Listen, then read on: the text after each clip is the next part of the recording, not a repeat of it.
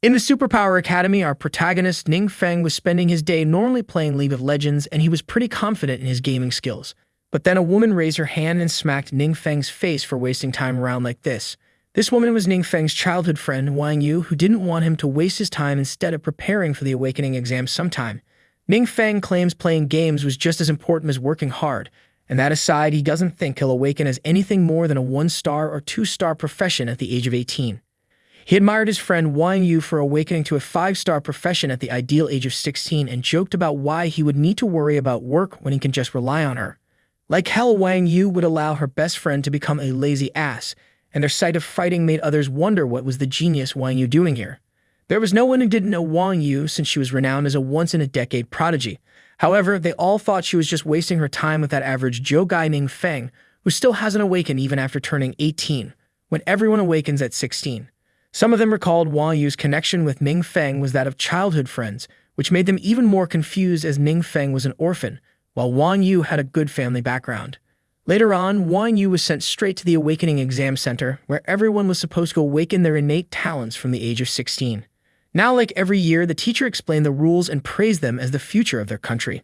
Ning Feng, though, wasn't all that excited and didn't get why Wang Yu was so serious about his exam. While he had gotten bored by failing twice and coming to give it a third time, students lined up for the Awakening exam in front of the Awakening Crystal. Ning Feng was getting even more bored hearing everyone hoping to awaken their desired professions. Soon it was Ning Feng's turn, and he was popular among the whole student body, but in a negative way as the one who always follows genius Wang Yu. But he hadn't yet awakened at 18 and failed the Awakening exam twice. If he fails this time, it would make his reputation go from bad to trash. Ning Feng's teacher, Kai Wei, assured him not to be nervous and instructed him to place his hand on the Awakening Crystal. However, even with Ning Feng's hand on the crystal, nothing happened for a while, making him think this time was a failure too. But right then, Ning Feng saw something in his subconscious mind while others could only see the crystal reacting to him, which means that finally even a loser like Ning Feng got awakened. Ning Feng started seeing more details about his profession, especially how many stars he'll get. Ning Feng ended up awakening just a 1-star profession with a skill called Mud Marsh Technique. Teacher Qi pitied the poor Ning Feng for awakening only 1-star profession after so long, and this event made all the other students talk trash of him even more. Teacher asked him what skill did he awaken, but due to him being zoned out, she had to call him twice. Teacher Kai thought Ning Feng must have suffered a big blow because he failed in the awakening test for 2 years, and now in 3rd year he only got a 1-star profession. She didn't want to trouble him by asking more questions, so Teacher Kye just told him to change into his uniform for the next stage of the Awakening exam. Ning Feng was still trying to process things and wanted to be sure if he heard everything about his awakening correctly. He recalled that he didn't just awaken, but also received his system, which gave him passive abilities such as Dark Homology and Arcane Gift. These passive abilities allowed him to not suffer any backlash from dark energy and to cast forbidden spells without any cost. But as far as Ning Feng knows, this dark power was called as the most evil power in the world, and for him, he never expected to use the highest level of magic forbidden spells so casually. Suddenly, he recalled that system transformed his Mud Marsh skill into a forbidden level spell, making it the Foul Earth Shell. Ning Feng started second-guessing if these abilities should even be used, and he'll find out in the upcoming practical test. Later, the teacher explained the rules of practical tests to battle the monsters in the testing realm, and familiarize themselves with their newly awakened skills. Candidates weren't allowed to team up with anyone or to attack each other, and to make sure of that, students will remain under Drone's supervision. Teacher Kai told students to confirm their skills as soon as possible. Ning Feng, though, wasn't so sure about using his skill right away because it summoned his shield from dark power. He wondered if it was some evil spell which could get him in trouble if someone saw it. Students entered the training realm, while Ning Feng tried to get his system to explain dangers of his forbidden spells but failed. Students started fighting off with monsters in the training realm right away, while on the other hand, Ning Feng was hiding away from monsters because he wanted to avoid using any spells under the monitoring of drones. Meanwhile, the drones were displaying everything to the monitoring division. The examiner, Captain Zhu, was pissed off seeing a student just lazing around, while others were leveling up by killing monsters. He asked Teacher T what was he doing, then Teacher Kai explained Ning Feng's condition. That kid only awakened relatively late and wasn't in good health, on top of which he had only a defensive spell which wasn't suitable for a solo combat. Captain Zhao suggested there was no need for that kid to continue the exam then, since he can't even become a real adventurer with just 1-star profession. Just then, one of the guys from the monitoring team reported one of the drone's feed was cut off after an attack, and unusually, there were a few high power fluctuations found in the realm. Captain Zhu immediately asked everyone to go and find out what's going on. On the other hand, the place where that drone was destroyed, a kid was scared to death after confronting powerful monsters, which shouldn't be here in the exam venue. A monster goblin in the hood seemed to be leading the other goblins, and he ordered everyone to kill all the humans in this area. This site was captured by a drone, then the superior goblin shot it down to remove eyes on them. However, the drone ended up falling on Ning Feng, who was hiding behind the bushes. He made sounds in pain, which resulted in him being surrounded by goblins from all angles. The superior goblin thought of Ning Feng as a small bug, while Ning Feng was trying to process what a high-level goblin was doing here. But the good news was the drone wasn't watching him anymore, so Ning Feng took this great opportunity to test out his forbidden skill. Ning Feng activated his skill, and suddenly the goblins were left terrified by the amount of dark energy unleashed by Ning Feng. The insurmountable dark energy spread wide enough to break all the contacts of Monitoring Division, and they couldn't fathom how there could be so much dark energy out there in the training grounds, equaling to level king threat. They quickly called for reinforcements, and the teacher, Kai, was worried, as a king-level threat basically means a disaster capable of destroying a city, whereas the High Goblin was scared for his life as Ning Feng's dark spell began to devour the very souls of monsters one by one. Ning Feng found the dark magic a bit scary himself, but compared to the speed of gaining experience points from defeating monsters, it was really efficient. The High Goblin couldn't believe how a human was able to control such power of darkness, and before he noticed, his movements got immobilized and the monster couldn't escape the grasp of dark magic, ending up absorbing him along with others the same. The High Goblin gave Ning Feng 6,000 experience points, which was 600 times more than the usual goblins. After the slaughter, Ning Feng's level jumped straight to level 10, which was a significant growth compared to students every year gaining only 1 or 2 levels at most in the training realm. However, even though Ning Feng was glad from the experience points gained from that elite goblin, he still pondered over how a monster that strong appeared in this exam venue. Ning Feng looked at the drops from defeating that monster, and both of the item drops were orange quality items, which were equivalent to rank items. These items provided one with permanent attributes, such as the Vanguard mark with plus 10 agility, and the other one was a claw weapon. Ning Feng figured since he couldn't use it for himself, he could still sell it for a lot of money. Ning Feng was amazed about finally getting his chance to become strong and rich by killing monsters. Right then, an announcement was made to students to abandon the test and teleport outside right away. Ning Feng was about to do that, but suddenly his dark energy started spreading around him, making him realize the reason why it was a forbidden skill. The dark energy traps were left on the places where he killed the monsters before. Ning Feng figured he should quickly get out of here, so he used the teleportation scroll right away to avoid being seen by anyone. Just like him, all the other students made it out safely, and Ning Feng managed to slip away without being found out. The examiner told the students to not stay here and immediately return back to the city. He knew that even if all the students here teamed up, then wouldn't even come close to facing that king-level threat there, so they don't have any other option than waiting for reinforcements. But to his surprise, the dark energy from within the realm faded like it never existed, and it raised the suspicions if that demon with dark energy somehow escaped outside the realm. His guess wasn't wrong, but the examiner had no way to know that Ning Feng was the source of that dark power. Teacher Tsai immediately ordered the security to seal off all the school's premises and only let the unrelated students to evacuate outside. Ning Feng asked Teacher Tsai what happened, but the purple-head waifu innocently asked him if it was okay. Ning Feng just nodded and was told to hurry up and leave the school immediately, after which the school was suspended temporarily and students were informed not to come back until further announcement. Ning Feng went to his childhood friend Wang Yu and told her there seems to be a problem going on in school. Wang Yu already heard of the school being sealed off due to some unknown power, but Ning Feng couldn't figure out if that power was that elite monster or the dark energy. Either way, Wang Yu thought Ning Feng must be bothered after enduring for so long only to have the exam interrupted. She then told him since he was a defensive spell user, he should join her team to level up starting tomorrow. Ning Feng thanked her for kindness but boasted he could handle his leveling up on his own. Ning Feng was actually planning to go solo since he could only use dark forbidden spells, which can't be used casually in front of others and might scare off Wang Yu. Wang Yu, on the other hand, thought he was lazing around again, so she sold him and made it clear he can't refuse it, and no matter what he will have to come by 8 tomorrow morning at the West Gate. Ning Feng tried to turn her down, but she just walked away, leaving him all troubled by her autocratic nature. Ning Feng started considering if he should call it off saying he was sick, but as far as he knows Wang Yu, he can't avoid her, and he might have to use his last resort. After that, Ning Feng went to the Yuan Cheng Exchange Company to buy some equipment which had skills attached to them. This way, he might be able to pretend he was using skills while avoiding the forbidden skills. He hoped that his system won't turn even the skills of his equipment into a forbidden one, and aside from that, he also planned to sell some of the loot he gained before. Upon his entry, he was greeted by a bold-dressed lady, and she asked him how she could assist him. Ning Feng started to purchase an item with more spell attached, and it couldn't be anything from weapons, clothing, or accessories. The attendant suggested that since he was a newly awakened student, why don't he just buy other high-level spell items unlike the low-level Meyer spell one? Ning Feng just mentioned he needed it temporarily, so he was fine without a high-level item. The attendant called out another attendant who had recently joined the exchange firm and ordered her to handle Ning Feng since she didn't want to waste her time on a poor guy. Ning Feng didn't like the attitude she showed, and just then the new attendant arrived and asked him how she could help him.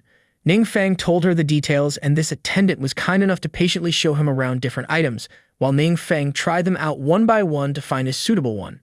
In the end, he finally found a ring that suited his requirement, and he thanked the attendant for accompanying him to so many items. He then asked her where he could sell his loot, and the attendant politely took him to the appraisal consignment, where the loot for selling was appraised and traded. The manager was a rude man, and the attendant informed the master Winston that Ning Feng here wanted to sell his loot. Ning Feng showed his orange-level item clause to him for appraisal and asked for its value. Master Winston was amazed at witnessing a real orange-level item with low-level requirements and high attributes boost, which would sell really quick. He asked Ning Feng what price he was expecting for it, to which he just replied the higher the price, the better for him. Winston mentioned he'll call some clients right away who will be interested in this. In the meantime, he told the attendant Yang to take care of Ning here. Winston talked over the phone with the client, while Ning Feng was served some tea. Soon, Winston was done with the client and informed Ning Feng that his item had been sold for 50,000 crystals, and after deducting 8% transaction fees, Ning Feng will receive 46,000 for it. Ning Feng didn't expect it would sell for that much, and the newbie attendant Yang Xin felt lucky to get a client like Ning Feng. Winston proceeded to state the money will be deposited to Ning Feng's account immediately, while Ning Feng decided to look around for some more items he might want to buy. Meanwhile, other agents were having a talk with the girl who passed Ning Feng to the newbie, and when they asked why she did it, she replied that she was only interested in rich and powerful handsome guys, and poor guys like that boy weren't even worthy of carrying her shoes. It was then our boy came back from the appraisal room, and the self-conscious bitches wonder why the guy was with their manager. One of the agents came and told them that the boy sold equipment for 50,000, and now he was going to buy another piece of equipment. The bold bitch now regretted her actions, and she wanted to be the one to receive commission from this. But it was late for her now, while Yang Xin saw Ning Feng off and told him to find her directly for faster services next time he comes, leaving her name with him. The next day, our boy was walking like a macho man to the meeting spot, and he made sure to check his equipment yesterday beforehand to make sure his equipment won't be transformed to forbidden level. Now he won't have to worry about exposing his forbidden level skills. Ning Feng greeted Wang Yu casually, and beside her, there were her other party members as well, including a shield warrior, a mage, a great axe berserker, and lastly a cleric for healing spells. Wang Yu introduced her party members, but Ning Feng felt a cold, sharp chill from their eyes, as if he owed them 80 million or something. Then the shield warrior told Wang Yu that since she was about to reach her second transformation, he got something for her. Ning Feng was amazed by hearing that, since one would receive transformation quests every 30 levels, which means Wang Yu has already made it to level 60, worthy of being called a genius. Then the purple-head guy showed her the gift, which was an advanced agility potion that could increase the agility by +3. Other party members were astonished since permanent attribute boost items were really expensive, but the purple-head boasted it was nothing for him, since he got help from his rich father's connections to snatch this one. However, Wang Yu turned him down and just thanked him for the offer.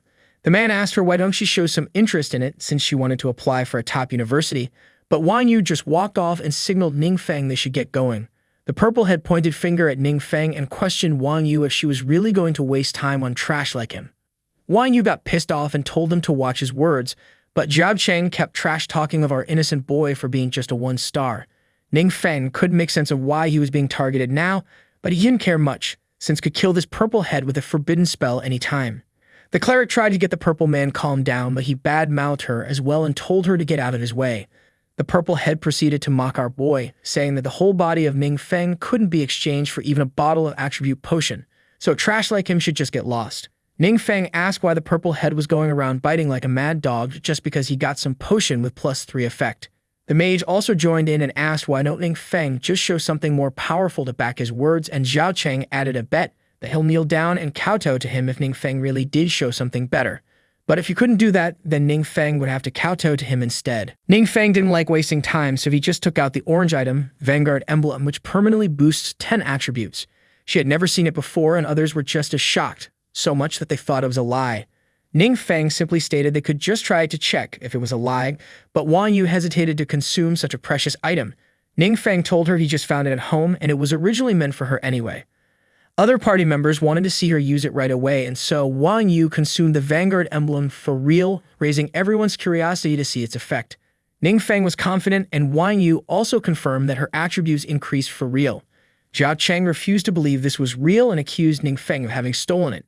Ming Feng reminded him to kowtow now just as he bet and make sure to be loud since he can't hear properly, obviously making fun of him. But Zhao Cheng refused to do it, which made his party members doubt he really meant his words. The sheer rude purple head was left with no options but to get down to his knees and admit he was at the wrong in front of Ning Feng.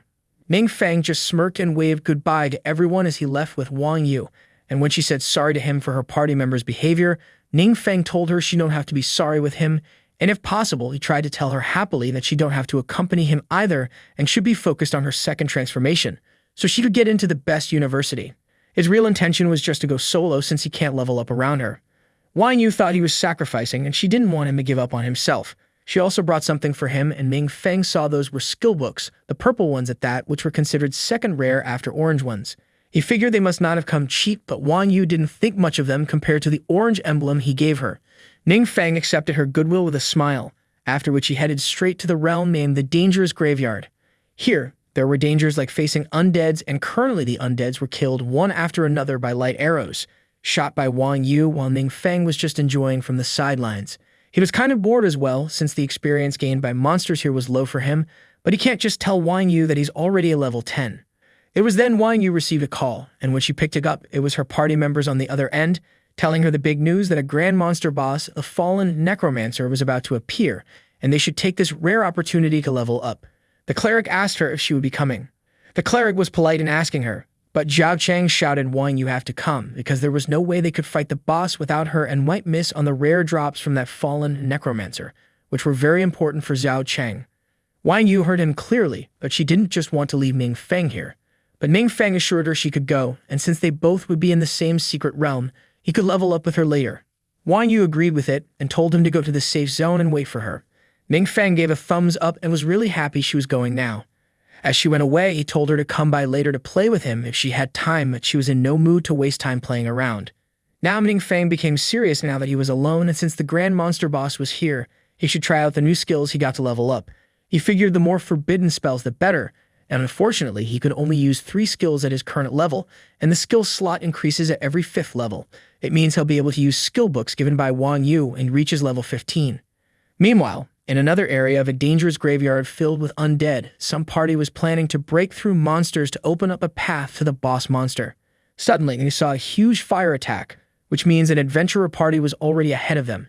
They went ahead and noticed it was the Lion Guild, led by Zhao Cheng, and they knew that party was filled with talented ones like Wang Yu. Their party was paving their path without much difficulty and had set their eyes on defeating this boss before anyone else. The cleric noticed Wang Yu seemed to be stronger than before, which happened because of her stat boost. Meanwhile, inside the Perilous Tomb, the deepest part of this secret realm, a mysterious portal opened near the tomb, and from this spatial magic, our boy just teleported here to the boss monster directly. He faced the fallen necromancer boss directly and said it was time for him to say bye-bye now. Fallen necromancer instantly attacked Ning Feng, and the impact left the targeted area damaged. But Ning Feng timely dodged from it, but the boss thought he evaporated the human and dared how an arrogant adventurer appeared alone in front of him. Ning Feng just appeared from the back of the fallen necromancer with his spatial steps and responded to the monster boss's question that he dared to come alone because he didn't want to share the spoils. Ning Feng activated the Meteor Rain Forbidden spell, and suddenly the whole sky was covered with meteors made of dark energy. The boss monster wasn't the only one damaged by those overpowered meteors, but the whole tomb got destroyed and crumbled apart. Ning Feng smirked as it went easier than expected for him, and he started receiving experience points from all the monsters he killed around this area. And as for the boss monster, it alone gained him 50,000 experience points, leveling him up straight to level 30. Ning Feng liked most of the loot, although he got some of the skill books that he couldn't use. But still they would sell for a lot, so he kept the unusable ones and consumed the Necromancer emblem, which boosted his spirit attribute by 15, while deducting the stamina by 3. Right after he absorbed the Necromancer's emblem, Ning Feng got the notification that he got a chance to awaken into hidden professions like Undead Wizard or become an all-elemental mage. Ning Feng's expression grew serious as he smirked, knowing full well how rare hidden professions were. He figured these emblems must be the keys to awaken the hidden occupations, and that aside, he decided to just choose to become an all-elemental mage. While Ningfeng was in the middle of awakening, everyone else around the area, including Wang Yu's party, got caught up between the terrifying dark magic spread around the whole place. Wang Yu quickly called for retreat, but the Purple Head didn't want to leave because of this rare boss. Wang Yu tried to contact Ningfeng so he'll leave quickly, and he seemed to have left already. Ningfeng actually went to the Ascension Hall since he reached level 30, and he didn't see many people around the place at the moment. As he walked further, a woman asked him if he was here to receive a job task, to which he nodded, and the woman carried out his registration work by asking for his information. She didn't think he was that talented, since changing jobs at 18 was too late for an average person. When the preparations were done, she asked him to follow her to the machine. She gave him instructions and was about to leave, but she sensed something. Then a guy in armor came and informed her that the perilous tomb had been destroyed and the source of power, which devastated the whole area, was still not clear, but they speculate it must be a threat a king level or higher. The woman seemed to be more than what she looked, as she noted the king level threats happened twice. The guy then mentioned that higher-ups have requested her assistance, and she seemed to have a code name, the Lone Shadow. During the first job change quest, Ningfeng received two options. One was to defeat the boss of Illusion Tomb, ranked A, and obtain its Blood Soul Crown to become Necromancer, or he could pick the second quest, to obtain Holy Emblem from the Divine Temple, ranked S, to become the Master of All Magic. Since Ningfeng wanted to become Master of All Magic, he just accepted the second quest and set out to clear out this S-rank mission to obtain a hidden class. He planned on utilities these 3 days of quest time with ease, and as he left the job transfer hall, Ningfeng noticed the lady attendant wasn't the same woman from earlier. Meanwhile, that woman, a lone shadow, was at the tomb that got destroyed to pieces by Ningfeng. While she was analyzing the place, one member from the monitoring team mentions his surprise on seeing a lone shadow in the flesh. The Lone Shadow was actually a secret organization, and all the members of this organization possessed hidden classes that allowed them to use the power of darkness in combat. And this woman was also one of them, but apparently she was having trouble in this investigation because the amount of dark power was beyond her comprehension. She informed others, not finding any clues, and it seems the culprit who caused this damage disappeared right afterwards. One of the monitor guys thought this might be a prelude to some kind of crisis, and that aside, he asked her if there was any connection between them. She found it hard to say anything for sure and decided to contact superiors and increase manpower on this investigation. The man asked Madame Kuan Lan if this culprit could be a monster, and she doubted it could very well be a mutant like herself.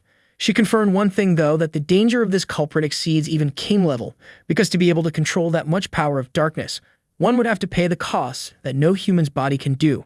The guy understood it means there was an exceptionally powerful monster hidden in their city, which could bring a catastrophe at any time. Kuan Lan nodded and stated they need to find this culprit as soon as possible. Meanwhile, Ningfeng, the real culprit, was just liking the dim environment in his room, after which he sat down to learn the skills from skill books he got from Wang Yu. One of the skills, Aura Shield, automatically started fusing with the forbidden spell Foul Earth Shell and created another forbidden spell named Foul Earth Defense. It could now absorb any attacks by 100% and also reflect it equally. Ningfeng was taking a liking to his increasing defense means, and now he took a look at the other skill, Rockfall Spell. It also fused with his other skills, and he obtained the passive skill, Elemental Master of Earth, which increases effects of all Earth-related spells by 20%. Ningfeng now still had 4 skill slots empty, so he decided to shop some skills at the exchange later. Next day at the exchange building, he entered looking around as if searching for someone, while the purple-head woman from before saw him trying to be nice this time to get commissions. But Ningfeng didn't bother, as he was looking for the nice woman Yang Xin. The woman said Yang Xin was handling another client right now, so she would instead help him out. Ningfeng refused the offer and preferred to look around the place by himself instead. This ignorance of his pissed her off, as she thought she wasn't even comparable to that newbie. She still tried to get his attention, but Ningfeng kept walking, and after some time Yang Xin arrived running and said she wasn't busy at all, but just having a meal. She was informed by one of her colleagues that Ningfeng was here, after which she just hurried all the way here. Ningfeng apologized for interrupting the meal and offered dinner as compensation after this. The purple head was becoming more angry as she just missed another great deal. Ningfeng proceeded to sell the 2 skill books he received in loot from defeating monsters and wanted to buy other books. At the time of appraisal with manager Winston told Yang Xin to accompany him in buying while he appraised these skills books were not ordinary and a purple level. Winston was becoming curious about Ningfeng's background, so he decided to have someone investigate him. After that, Ningfeng took Yang Xin to dinner, and when he asked for the bill, Yang Xin mentioned she already paid for it. Ningfeng was a little disappointed as he wanted to treat her like promised, but Yang Xin claimed she had a reason to treat him, so she did. Ningfeng wondered what it could be, but she kept it a secret. Later, Ningfeng offered to give her a ride back home, but since she had to stop by somewhere on the way, she just booked a taxi. She set the destination for the taxi to the city hospital, where her father was admitted. She was grateful to Ningfeng, since the commission she earned from him earlier helped her pay the medical bills. She teared up as the bills were finally covered now, but right then, the taxi she was traveling on got into an accident, and the driver was killed right away through a shattered windshield. Yang Xin saw the taxi driver was actually killed by a monster, and unexpectedly, a secret realm seemed to have opened up in this area, causing mass attacks by the monsters. Yang Xin quickly jumped out of the car and wondered why there were monsters in this safe zone. As she was covered with monsters, Yang Xin noticed another secret realm portal opening, from which a man with a monster-like hand came down smirking, with something like an amulet in his neck. Yang Xin tried to fight back against the monster, since she was actually a 1-star mage at level 34, but her attacks were ineffective against this monster. The monster was about to end her life with one strike, but then somebody killed it with a slash of his large sword. This man was one of the adventurers from the security team, and after rescuing her, he confirmed if she was fine and asked her to find a safe place to hide. The man in clad armor wasn't pleased by the sight of the whole area being covered by monsters, and he had never seen a secret realm opening in human cities like this. And as for the monsters from this secret realm, they were by no means something an ordinary adventurer could handle. He recalled hearing from that official that there might be an exceptionally powerful monster hiding in the city, and this incident could be related. Just then, a dangerous sneaky attack was about to hit him, but the man had good reflexes and managed to dodge the devastating blow. He questioned if the sneaky attacker was a human or most likely a mutant. This man was the one who hailed from the secret realm before, and he claimed to be neither a human nor a mutant, but instead a guardian of the power of darkness.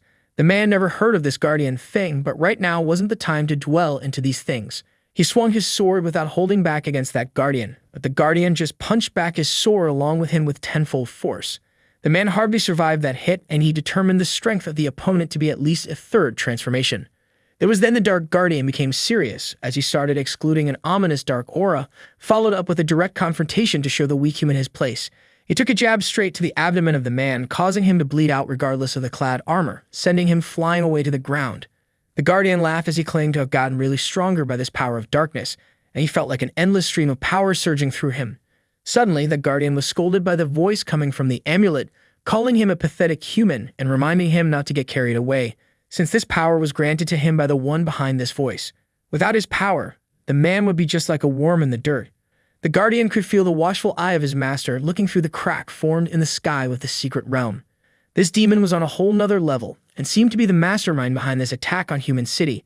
The Guardian bowed down to his master like a slave, after which the demon commanded him to turn everything in this city to dust. The slave guardian heeded to his master's command, but he was unaware that our chill protagonist just came out of the rest room and was surprised by how much the scenery changed from just a few minutes ago. There were monsters everywhere causing destruction and killing people, and right then, one of the monsters saw Ningfeng and attacked him on instinct. Ningfeng stood idle while the shape of ground beneath him started changing, and suddenly a sharp peak emerged from the ground and killed the monster in a second. This was Ningfeng's one of the skills, Earth Spike Wall, which perfectly complemented his other Earth spells. Ningfeng switched to his adventurer's uniform and went to the center of this chaos, where he saw a human in clad armor being almost beaten to death by this mysterious mutant.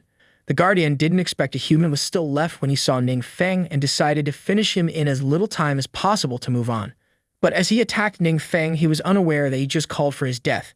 Ningfeng didn't do anything while the Guardian tried to crush him with his mutinized hand. Only a second later, the smirking Guardian came to realize it wasn't that easy as he saw Ningfeng opposing his grip with a force field. The Guardian couldn't make sense of how a weak human blocked his attack, while the master of this slave sensed exactly how powerful dark energy Ningfeng was excluding. The demon master immediately admitted that the threat of this human far surpassed his own, and even from that much distance, he sensed a presence more terrifying than death in Ningfeng. Ningfeng, on the other hand, just thought if this demon was going to cast a forbidden spell in the city, which would leave him no choice but to end it all here himself. Ningfeng freed himself with ease, and at the same time the demonic arm of the Guardian shattered because his master pulled back all the dark energy he provided him. The Guardian tried to contact his master, but the demon master already ran off, shouting a retreat to every monster and demon in this area. The monsters quickly listened to their master, and they retreated so fast like a deer running from a tiger. The Guardian's slave was left behind like an abandoned puppy, with his arm shattered and extremely weak compared to before.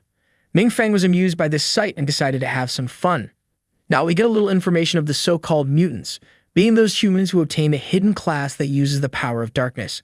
This ability to use dark power made them stronger than any ordinary classes. However, when they happen to lose that power of darkness, they become really weak, just like the guardian slave that was abandoned by the demon lord behind him. He was immediately killed by Ningfeng's earth magic, making a hole through him. And now that Ningfeng cleared this situation here, he decided to quickly take the loot and head back home before anyone notices. After a few seconds, the members of the Lone Shadow arrived at the site and were surprised to see the monsters and the secret realm have already disappeared. Kuang Lan was also present here, and she found it strange for the monsters to just attack and disappear without destroying everything in the area, as if they had some ulterior motive to come. She asked other members what was the scene in other areas affected by this catastrophe, to which she replied that most areas were safe now, except the south area, which was in the center of this invasion. Kuang Lan recalled that area was where Captain Zach went off to, so she quickly decided to head there herself. Meanwhile, in the south area at the moment, a man in green armor was observing the dead guardian killed by Ningfeng before. This man was Darius, and he realized that someone took everything from this dead man's body, hinting that he might have known this dead man before. Suddenly, Darius was warned not to move from there by Kuang Lan, and she asked him who he was. Darius told her to chill, and said he was a member of Cloud Mirage, as he showed the emblem which served as the proof of his membership. Kuang Lan recalled that Cloud Mirage was an unofficial group made up entirely of fighters, but since she had heard they operate in secret, she wanted to know the reason what Darius, a member of Cloud Mirage, was doing here. Darius responded he came here because of this dead man, because apparently this man used to be one of them, but he betrayed the organization and assisted monsters to invade their organization and kill most of them, leaving a handful survivors. Kuang Lan suspected if the death of this man was what stopped this current invasion, but Darius knew for sure about that, and he had his own question to ask if they were the ones to kill this man. Kuang Lan denied they weren't, which only confused Darius further as to who could kill this man, since he tried his best until now, but didn't even get to touch him because this guy would always escape. Kuang Lan, on the other hand, was perplexed to see the state of Captain John, who was defeated by a guardian slave despite being a 3-transformation adventurer. Right now, both Kuang Lan and Darius couldn't help but wonder if there was really such a powerful person in this city who could kill that demon in one strike like that. Darius started walking, and Kuang Lan asked him where he was going, to which Darius just replied he was off to find something. Meanwhile, at Ningfeng's house, his smiling was reaching eyes as he managed to get 2 orange-level items, the Eternal Glory armor and pants, both of which required a user to have at least 120 levels to use them. These rewards were even more exciting than the boss rewards last time, and Ningfeng figured out the fact why that guy wasn't wearing it means his level wasn't high enough. Ningfeng figured if it had been high, he might have to use forbidden skills to defeat him. But for the amulet, Ningfeng couldn't see any information about it through the system, which made him wonder if there was some ancient god or something hiding inside. At the same time, through this amulet, the demon lord was able to see and hear Ningfeng's words, and just when he felt relieved by the thought that he wasn't discovered, he heard Ningfeng's doubts of someone hiding in it. The demon lord jumped in fear and cut off all the connections to not risk exposing his location. This caused fear amongst not only him, but all the other monsters as well, and in the end, the demon lord couldn't help but wonder how Ningfeng sensed him. Next day at the city hospital, Captain Zach seemed to have gained consciousness, and he mentioned having seen a young fighter who saved everyone in the city. Captain Zach was actually helped by the man in green armor, Darius, and just at that time, both of them saw the enemy running away after seeing that young man. Kuang Lan could sense vaguely that whoever this mysterious person was, their strength was no lower than hers. It caused some worries to them, as Kuang Lan guessed this person might not be registered for sure, since they couldn't find anything about them. Captain Zach mentioned that with such a person living among them, he already feels so much safer than before. The man behind Kuang Lan suggested an idea that they could try tracking the remnants of the dark power from yesterday's battlefield. However, he had a fear. What if this mysterious figure also turns out to be a mutant, which would mean that rather than safety, they might be in a much bigger danger? Then Captain Zach cut off his train of thoughts and said he was just overthinking it. But Kuang Lan couldn't just come to a final verdict on this matter regarding this mysterious figure. On the other hand, Ningfeng just arrived in the area of another secret realm with the purpose of his job transfer task. Ningfeng went straight to the Temple of Radiance for the mission, but unexpectedly, it seems he was being followed by none other than the man in green armor. The scene shifted back to the previous night at the trading building, where Darius visited in search of the orange items, the set of S-ranked armor and pants. Manager Winston shook hands to welcome Darius, and the purple head agent was very much eager to serve this rich and strong-looking man for his money. Through the manager Winston, Darius learned of a young man willing to sell the exact S-ranked armor and pants set that Darius was looking for, after which Darius asked the manager where was this person right now. Winston replied that the man didn't come here today as he seems to have something to do. Darius recalled this person most likely had the set of his master's relic, so he asked Winston for Ning Feng's location, ready to pay for just information as well. Winston was growing a little hesitant, as he noticed that the moment Ning Feng put the suit on sale, this young man came right away as if he planned it. Winston confirmed the location of Ning Feng through the person he set to investigate him, and after Darius left, Winston recalled that according to his investigation, Ning Feng's parents were just ordinary two-star professionals who disappeared early on. Ning Feng was left alone and attended the city school, later on awakening his profession very late at the age of 18, which was just a one-star profession. The purple-head bitch thought our guy was trash after all and questioned where he could have gotten the items. The agent came to the conclusion that he might have stolen it, which must be why Darius was looking for him. Winston thought even if it wasn't stolen, the means he got it through wouldn't be legitimate by the circumstances. And either way, she figured that Ning Feng would now have to suffer the wrath of that fourth transformation guy now. Meanwhile, Darius was still following Ning Feng with the suspicion of how this mysterious young man could defeat the secret realm invasion that defeated even his master. He just knows for now that his master's relics were on the guy, and if he's not a strong person, then it was more likely there was someone strong behind him, so he better remain cautious of him. As Ning Feng walked further, he saw various adventurers fighting the monsters outside the Temple of Radiance, and now he decided to change into his adventurer's outfit. Darius figured he should be able to gauge Ning Feng's strength with his equipment, but to his disappointment, Ning Feng only changed into a very ordinary outfit, which just made him look like a student who didn't even graduate yet. Then he thought Ning Feng might be doing this on purpose to disguise himself, so from here, Darius took the following more seriously and used his marking skill on Ning Feng's body to know his whereabouts anytime. He also kept Ning Feng's appearance the same one from casual outfits to easily differentiate him from others in the battlefield. Ning Feng just walked straight into the Temple of Radiance, and Darius wondered what he was going to do with these low-level monster parts. It was then Ning Feng was suddenly attacked by the Ice Blaster beam from a monster, but his force field blocked the attack without him having to do anything. Darius was shocked to see an absolute defense skill like that exist, and he started to sense that even monsters started fearing Ning Feng by his presence. Ning Feng then went and stood right against the final boss of this Temple of Radiance, but it wasn't that strong, so Darius wondered why Ning Feng came here. Although the final boss himself broke a sweat and didn't move to stay safe from being attacked by this real monster here, referring to Ning Feng, while Ning Feng just didn't bother with this boss since it wasn't mentioned in the job change quest. So he went around the statue to a hidden place, after which Ning Feng figured this must be the area, and that angel with wings and armor must be the boss he came here for. Just as he expected, the angel's eyes started glowing, and it immediately started creating distance between him and Ning Feng. Ning Feng wondered why he retreated, while Darius, who was watching from the back, couldn't believe there was a rare hidden boss in this place. He couldn't make sense of why Ning Feng would know that, but for Ning Feng, he just looked up his quest again to confirm this six-winged angel was the one he needed to defeat. So Ning Feng was also up for the action to clear out this S-ranked quest, whereas the six-winged angel was running for his life, but he didn't know where else he could escape to in his own secret realm here.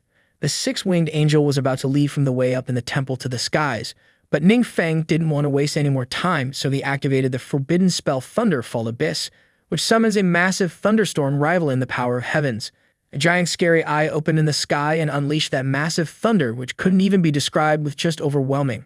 The thunderstorm fell directly at the six-winged angel, leaving Ning Feng not having to do much to chase it anymore.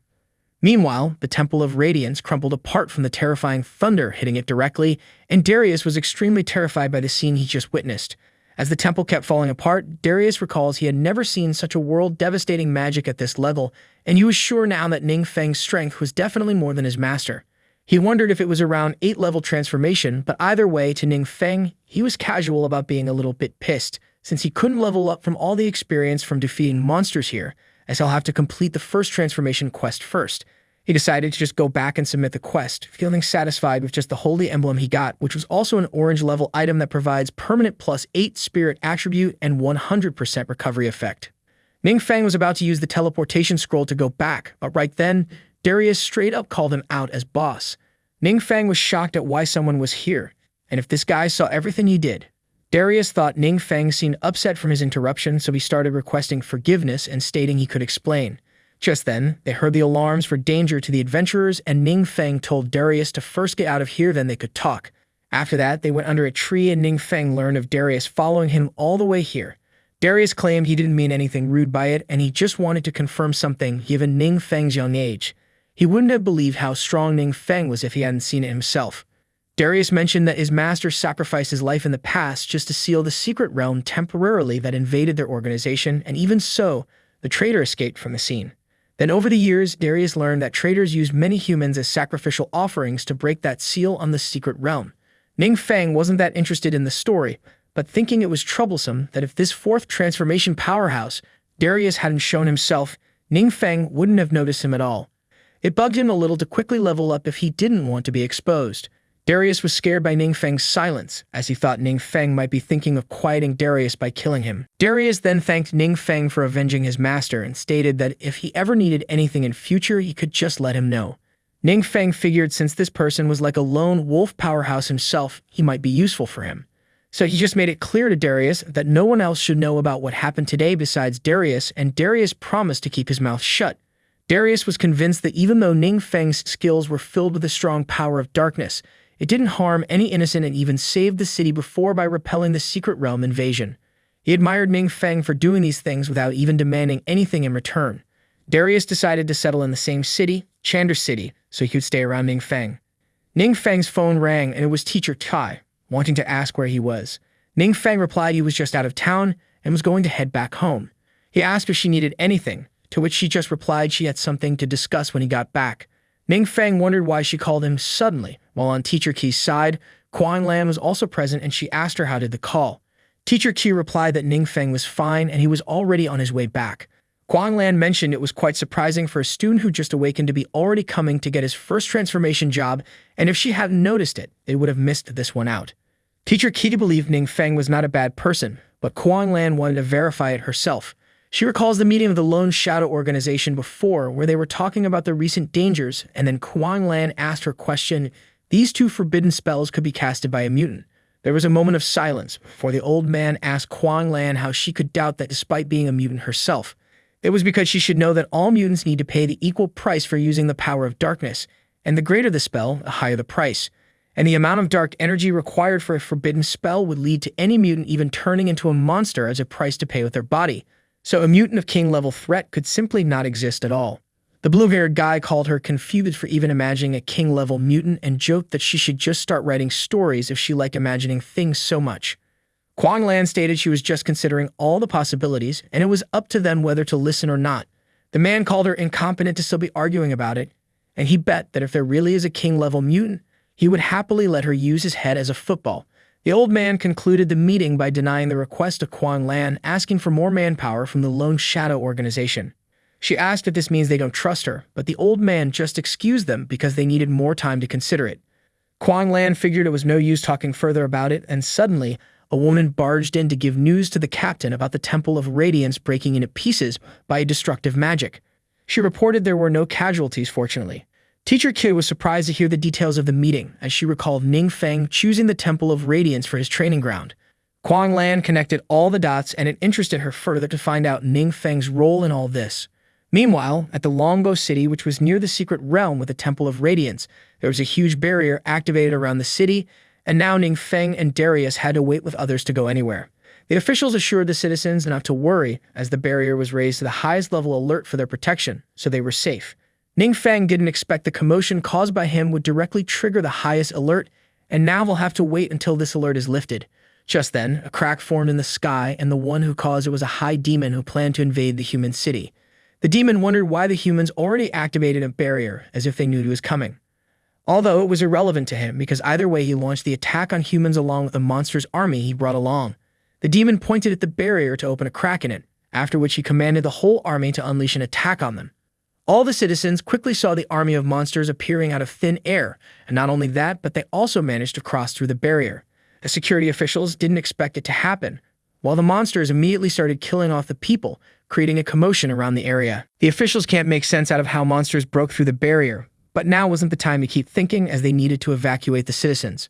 Darius activated his martial K to sense the situation and informed Ning Feng that this might be another high-intensity invasion of demons. He asked Ning Feng if they should intervene, and Ning Feng asked him if he had a solution for it. Darius was perplexed, as he thought why would the boss ask him for a solution when he was so strong himself, which means Ning Feng was actually testing Darius right now. Darius determined himself to handle it by himself to prove his worth to Ning Feng. while Ning Feng figured it would be more convenient for himself to not be involved due to the destructive nature of dark forbidden spells, which might hurt the civilians. Now the high demon plummeted to the ground, excluding a heavy dark magic presence around him, and he didn't seem to be planning to wait to kill. The security officials started shooting arrows at the high demon, but it was no use since the demon didn't even bother dodging such weak attacks. A swordsman tried to charge from the demon's blind spot, but he was instantly killed by the demon's reflexive hand swing. The archer was in fear, as they couldn't even touch this demon, while the demon kept walking casually, making the remark that there were no strong ones in humans. The demon headed towards the groups of people to flatten them down, and he swung down his sword at a helpless blue-haired girl. But unexpectedly for the demon, his attack was blocked by Darius with his dagger and only one hand.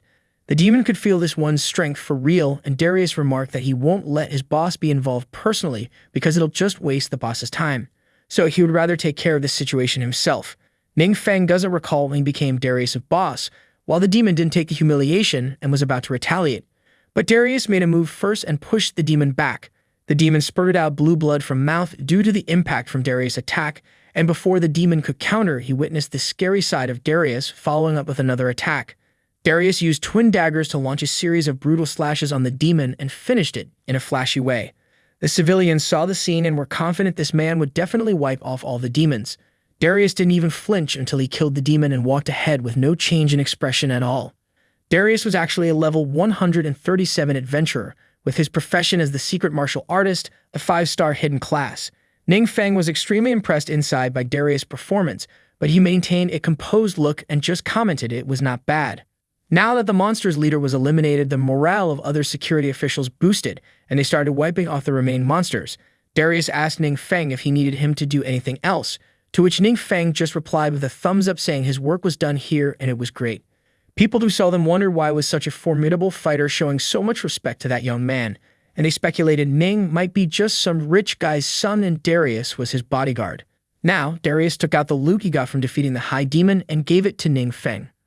Other people started hoping they would get those orange-level items, and the girl was even ready to serve as maid to Ning Feng for them.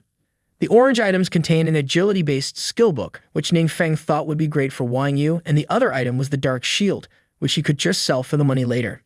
After that, the security official in knight armor asked Darius and Ning Feng if they could have a word with them.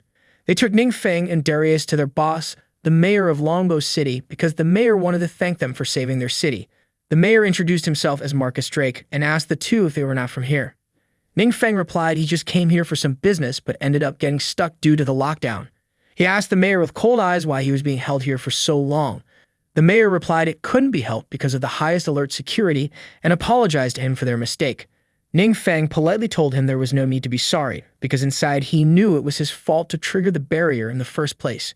Then the mayor asked his men to get the flying scrolls, which he wanted to give to Ning Feng as compensation. Ning Feng figured the flying scrolls were a good item, and they were pretty rare to find since they could be used only once. Then the mayor requested Ning Feng if he could stay here in Longbow City for a few days, since they might need some time to repair the barrier and monsters might attack in that time. Ning Feng mentioned his schedule was right, so he couldn't fulfill that request, and he wanted to go back quickly to complete the quest within time. Ning Feng asked a bit strictly if the mayor thinks he was so free, which made the mayor reconsider his request. Just then, the scrolls arrived and the mayor gave Ning Feng the flying scroll along with a supreme black card that works in any trading company. Ning Feng recalled that the supreme black card was basically the proof of him as a VIP, and it was given to only a select few individuals. He figured the mayor must have a high reputation in the trading company, so with that, he accepted the items and the mayor was glad his sentiments were understood. Otherwise, he might be blamed for losing favorability of such strong individuals. Mayor asked Ning Feng if he could expect to seek help from them in future, and Ning Feng replied that won't be a problem as long as he has time, he will help. Mayor and others were extremely happy to hear that, since this means their city will be safe in future. Now Ning Feng and Darius used the flying scrolls to fly in the air at high speeds to return to their city. Meanwhile, at the transformation hall, Wang Yu's party was eagerly waiting for her to come out with her second transformation quest. She soon came out along with Zhao Cheng, and suddenly, Wang Yu noticed someone coming with the help of flying scrolls. Zhao Cheng asked her what was wrong, and she replied that among those two people, she thought she just saw Ning Feng as well. Zhao Cheng asked if she was sure about that, since the flying scrolls cost thousands of crystals, and they might be too much to afford for a poor guide like Ning Feng. And other than that, it was also not possible for a just-awakened guy to come to the job transfer hall. Wang Yu was pissed off, and she warned Zhao Cheng not to dare say anything bad about Ning Feng again. Otherwise, she'll make him regret it. Zhao Cheng hated being talked to like that, and he wondered why he always brought up that worthless loser. The cleric came to the front and asked Wang Yu and Zhao Cheng how their second transformation went. Zhao Cheng replied that he ended up getting a great quest, and unfortunately, he didn't get an S rank 1. Others tried to cheer him up, saying it was awesome enough to complete his second transformation at the age of 18, and he would be counted in the supernova list by top universities. Cleric asked Wang Yu next, and for some reason, Wang Yu kept quiet for a moment. Her silence made others curious, and they thought if she ended up getting a quest below C grade. Zhao Cheng thought she wouldn't always be a genius, and if she did get a low-rank quest, then he could try to be nice in her eyes by trying to comfort her this time. But to his surprise, Wang Yu replied why would she need to be comforted when she actually got an S-rank quest. Everyone was surprised by the news as getting an S-rank quest was extremely rare. However, the reason why Wang Yu seemed a bit distressed was because her quest was actually rewarding her with a hidden class she had never seen before. Zhao Cheng questioned how one's class changed to hidden class when the classes were already determined at the time of awakening. Wang Yu knew that as well, but when she went for the second transformation, she was faced with the chance to undergo a hidden class change from Swift Archer to Vanguard Shadow. It was possible because of the Vanguard emblem she consumed before, and Wang Yu was also contemplating on this unexpected change.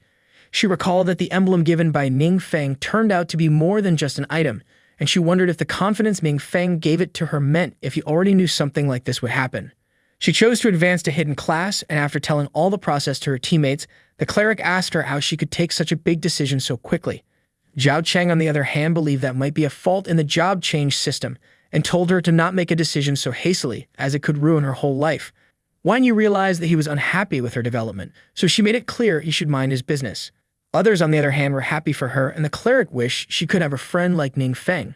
Zhao Cheng grew jealous of her, and he wanted to get one emblem for himself no matter what. Meanwhile, Ning Feng was currently looking at the Divine Emblem, which provided permanent plus 5 points to stamina and spirit. He consumed this emblem to complete the S-rank quest, and after absorbing it, Ning Feng saw the process of his first transformation. He received a passive skill, Precise Manipulation of Forbidden Spells, which allowed him to control the power of darkness significantly. Meanwhile, Darius was waiting in the back, and at the same time, Quan Lan came and saw Darius, recognizing him as the same fighter she met before. She wondered why Darius was here as if he was guarding Ning Feng.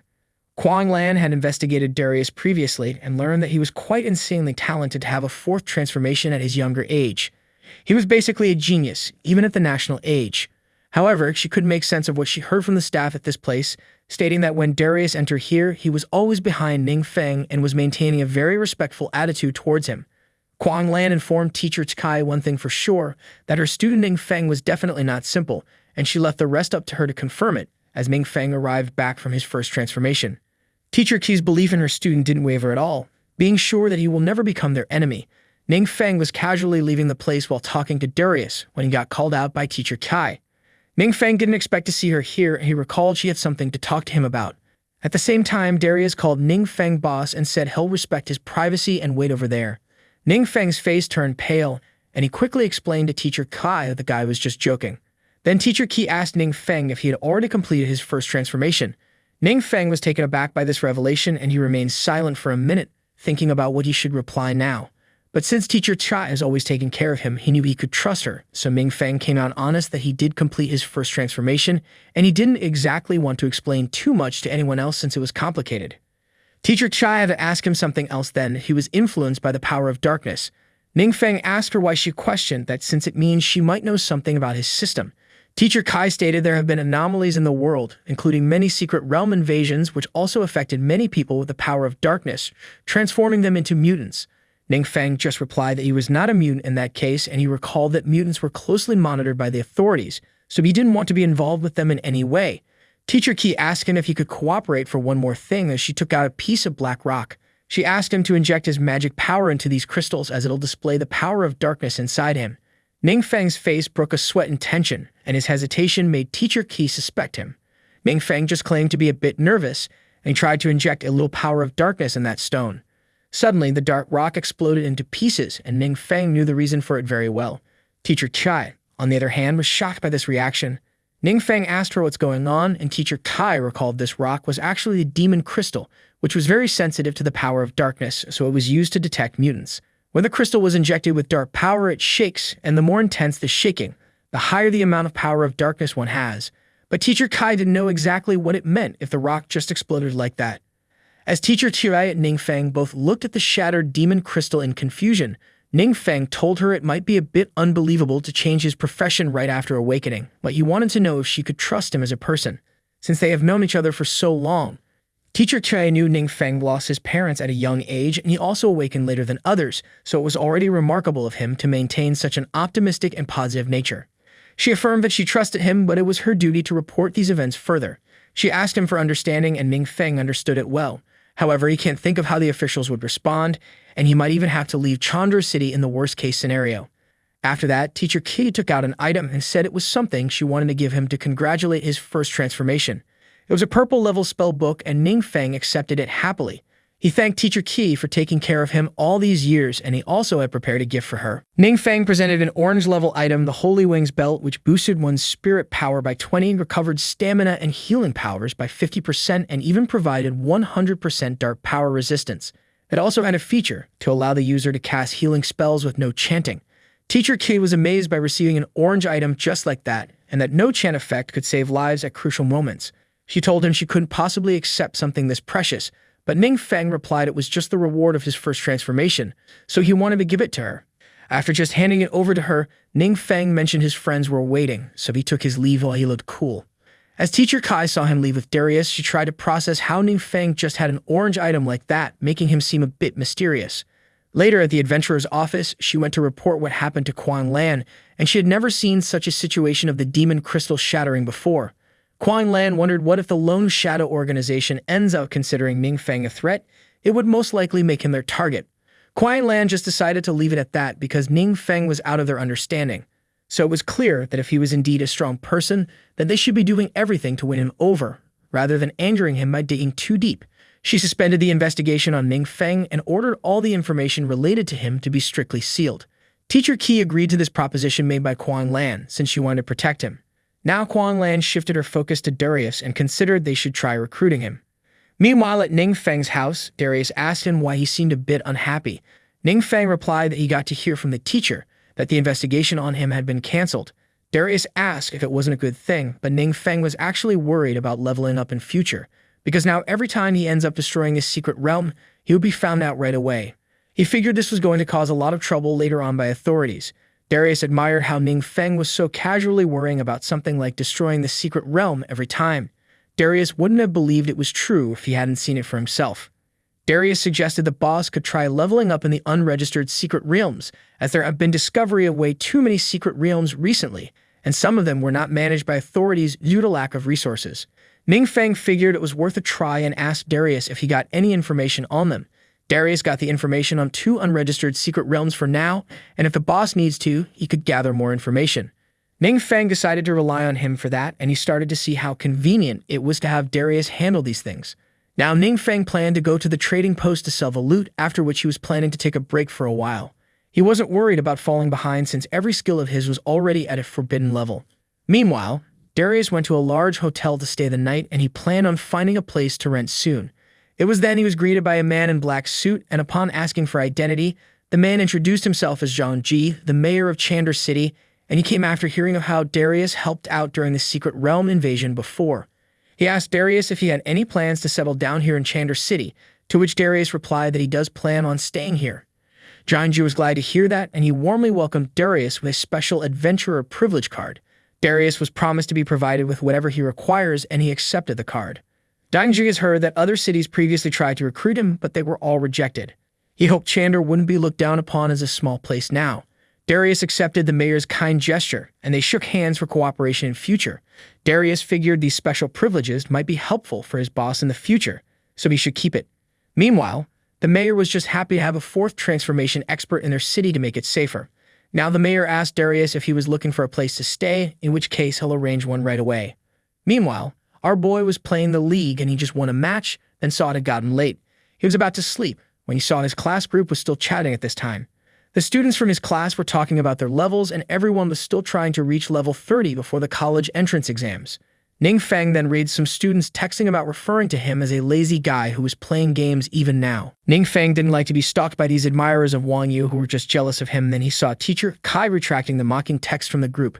Ning Feng laughed as he saw those guys being scolded. Just then, he saw the news of secret realm invasions in other cities. Students discussed that some cities seem to have fallen to monsters already, and then someone mentioned their city was also targeted recently, but someone happened to have repelled it. Students felt safer with some mysterious strong guy in the city, and they wished to respect this savior like an elder. Ning Feng felt a bit let down from the comment, and he recalled how monsters just ran away last time when he encountered an invasion. At the same time, the demon lord sneezed back at his place, and for some reason, he started feeling scared for some reason. Next day at the trading post, Yang Xin was still attending her work even if she got bandages from last accident injuries. The purple bitch tried to tease her for coming to work with injuries just to climb up the ranks faster. Yang Xin refused it wasn't like that, but then the purple head told her that Yang Xin's precious customer, Ning Feng, actually turned out to be a thief who stole from a fourth transformation adventurer. She guessed that he might already be in trouble by now, but Yang Xin defended our boy, claiming he wasn't the type of guy who could steal. The purple head started mentioning how Ning Feng was just a trashy guy who awakened late with one stark profession, and since he didn't even have parents, he might not know stealing was bad either. She added that the fact a fourth transformation guy came over to investigate a trash guy like him proves that he was a thief. Suddenly, a mysterious piece of rock emerged from the left side of the purple bitch out of nowhere, and the source turned out to be none other than Ning Feng. He warned her not to say something that would make him lose his temper. The purple head didn't expect him to be safe and was surprised. She then accused him of using offensive spells within the trading post and started calling the guards to handle him. Yang Xin told her to quickly escape before the guard arrived. Ning Feng assured her not to worry about it.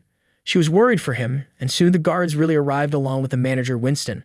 Winston was offended by Ning Feng acting reckless within the building, but Ning Feng was also pissed off because he learned of Winston carrying out an investigation behind his back and even framing him as a thief. Winston said that being a thief or not was the talk for later, but for now he commanded the guards to send him outside. Ning Feng took out the black card and asked if this was how they treat their guests. The guards immediately halted on the way, and Winston and the purple bitch were both shocked to see a supreme black card on Ning Feng. They thought it must be fake. Ning Feng mentioned he got it as a gift from the Mayor Drake. Winston questioned how he got it for real, and Ning Feng just told him to investigate it himself if he wants to confirm it. The purple head asked the boss what they should do now, and Winston told the guards to keep an eye on Ning Feng while he made a call to inquire about it. The trading post was closed by the guards for the time being until this situation resolves. While the Mayor Drake asked Winston what was going on as he heard about Winston investigating Mr. Ning Feng. Winston's face immediately turned blue as he noticed the mayor seemed to know Ning Feng, and he excused himself saying it was just a small misunderstanding. Winston recalls that Mayor Drake's father was one of the founders of the trading posts, so it was given that he'll respect Mayor Drake to not risk his job. But Mayor Drake was pissed off when he doubted something was wrong and shouted at Winston if he offended Ning Feng by any chance. Winston lied he couldn't possibly do that, but the mayor was already sure of it now. He slammed his fist on the desk and announced he'll be there at the trading post right away. Winston was left dead inside as he couldn't figure out why the mayor was so angry just because Ning Feng was involved. He decided to call Darius as he figured that the fourth transformation powerhouse will definitely save Winston's face in front of the mayor. Meanwhile, Ning Feng was passing time in the waiting area, and soon the Mayor Drake and Darius came running to see Ning Feng. Ning Feng asked them why they were here, while Yang Xin was puzzled to see them. Apparently, they could tell Mayor and Darius were pissed off at the purple head, making her scared as if she'd done something wrong. She then saw the manager coming out with a dead expression, and when she asked him what happened, Winston claimed it was all over now. Mayor asked Ning Feng if he really didn't want that manager to apologize. He nodded that there was no need, as he doesn't think he's the kind of person who would repent by just apologizing. The mayor ordered then fire the manager Winston and his agent, after which the manager was really pissed off, and he hit the purple head bitch for ruining him. Mayor Drake was feeling ashamed for this happening in front of Ning Feng, and he ordered the guards to get them out. After that, Ning Feng was taken to the VIP lounge where he sat down with Darius and the mayor for some tea. Mayor noticed Ning Feng seems to have a good impression of Yang Xin, and thanks to her the trading post reputation was saved. Meanwhile, Yang Xin was observing how cool Ning Feng was even while talking to such big shots. Mayor gave Yang Xin a heads up for being so diligent in her work, and she promised to work hard in future as well. Ning Feng apologized to the mayor for taking his time, but the mayor claimed it was fine and Ning Feng's matters were his. Mayor then asked if Ning Feng was interested in buying anything from the catalog, and Ning Feng mentioned he was trying to see if they heard of something called the Relic of the End. Both the mayor and Darius were confused as they heard it for the first time, but Ning Feng just excused saying it was nothing but something he read on the internet. Later, he returns to home and starts consuming the skill book given by teacher Kai. which holds the skill to replenish mana in battle temporarily. Ming Feng was curious what forbidden spell it would turn into, and after learning it, it turned into a spell that allows him to absorb dark power from items. Ning Feng left understanding of the item and surrendered to the knight. Next day, Mayor Drake bid farewell to him and used the flying scroll to fly back to his Longbow City. Ning Feng wanted to eat something now, then Darius suggested he eat at his place. Darius guided Ning Feng to his villa, which was as luxurious as it gets with all the things one would want, a big house with cozy top-notch furniture. Darius suggested Ning Feng to shift with him if he wants, as he could find another place instead if the boss likes it here. Ning Feng responded he'll save up and own a place himself later in Darius's neighborhood instead. Darius asked if the boss needs money. He'll happily give him as much he wants. But Ning Feng didn't need his money since he himself got a fair amount of crystal coins from selling equipment lately, and now he just has to convert it to cash and he'll have enough to buy a villa if he wants. Although he didn't want to spend most of the money he had at once and it could wait. After some tea, Ning Feng was feeling refreshed and Darius told him the chefs would soon arrive. Darius's phone rang and he asked the mayor on the other end what was up. It was the mayor Zhang and he needed some help from Darius. He mentioned that recently a team was sent from above to investigate several disasters in their city, so they needed some cooperation from Darius. Darius looked at Ning Feng's confused face and thought this investigation might affect his boss, so he replied to the mayor that he wasn't free today, as he wanted to talk to Ning Feng about it first. Mayor Zhang told him okay, and asked him to let him know when he had time. Darius discussed it with Ning Feng, and Ning wondered what kind of people were these investigation people. Meanwhile, one of the guys from this investigation team seemed to be dead serious on checking out if this joke of some mysterious boss in the city was true or not. In a meeting of the investigation team, the same man asked Quan Lan if she had seen this mysterious boss. She denied she hadn't, and the man stated how there were so many rumors out there when no one had seen this boss. Quan Lan mentioned it was because the invasion of monsters, including the mutants assisting it, were both taken care of by that boss. The allied man refused to take it as evidence of this boss's existence, and instead he asked her what had this mysterious boss done when the other places were being attacked. Quan Lan remained silent, while Teacher Chi knew she was protecting Ning Feng here. It was then the mayor Zhangji arrived and said Darius was busy and won't be coming to the meeting today. The allied guy was pissed at some adventurer just doing whatever they wanted, and he couldn't wait any longer now. So he declared to take on full charge of this investigation while the rest can go on about other works. Later at the dungeon named Webtoon, the owl-eyed man Jack arrived to conduct an investigation, but he was stopped by the guards there for safety reasons.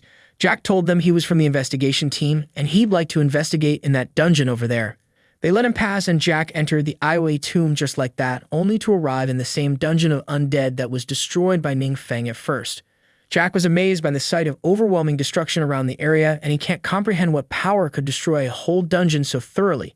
He could sense that even the dark energy remnants were still pure and powerful, and no matter what others say, he doesn't think this existence could be a mere human or mutant. Jack was enticed by all the dark energy, but when he tried to absorb a little of it, suddenly a monster emerged from the dark hole. Jack didn't expect this area to be filled with so many powerful monsters, and he planned on killing and absorbing their dark energy for himself. Meanwhile, at Darius's house, Ning Feng was playing games when suddenly he got an alert that the final relic was found. Ning Feng didn't know the system could contact him like this, and when he tried to concentrate, he could find the location of this final relic. Ning Feng got ready to leave to check this out right away. Darius saw and asked where he was going, to which he replied nonchalantly that he was just heading out for a bit. He asked Darius to continue the game for him and try not to lose rank points. Ning Feng took a cab to the nearest spot to the location his senses were telling him, but then he noticed that something seemed to be moving. Meanwhile, at the dungeon he was going to, the guards suddenly encountered a monster that emerged out of nowhere from the gate. They couldn't understand just what was that thing, as this monster had the face of Jack on the top center. Jack was calling out for help, requesting somebody to get him out of this. On Ning Feng's side, he encountered a path blocked by the security officials as they alerted everyone of the danger ahead. Ning Feng just got off here and decided to follow that thing on foot from here. He noticed it seems to have stopped at one place for now.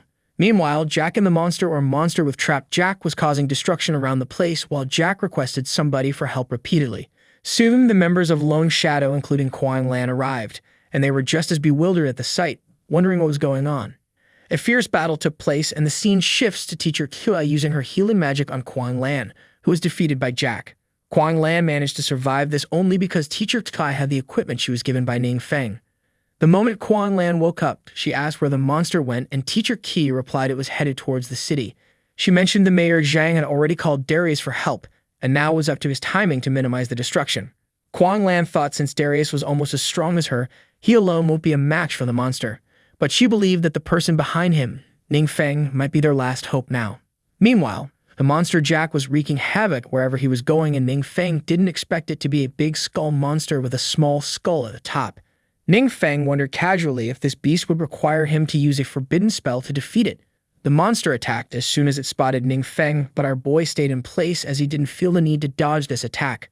The monster's attack was deflected by Ningfeng's force shield, and it couldn't believe how there could be such a powerful force field on a person. At the same time, Ningfeng received the option if he wanted to absorb this skull monster, and since it seemed the easy way, he just chose to go along with it. Ningfeng suddenly felt some difference as his body started absorbing the dark power from the skull monster. During that process, some memories flashes in Ningfeng's eyes as if these were the memories of someone else.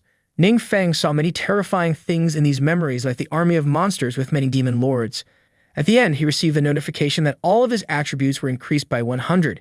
Ningfeng was overjoyed at this significant boost of attributes, but he recalled something was a bit off about this process, as if he absorbed more than just dark energy, some kind of images or memories. Right then, Darius arrived at the location his aid was requested, and he found Boss there. He asked Ningfeng what happened here, to which he replied that he just took care of the monster. Jack was left behind since it was only dark energy that was absorbed by Ningfeng.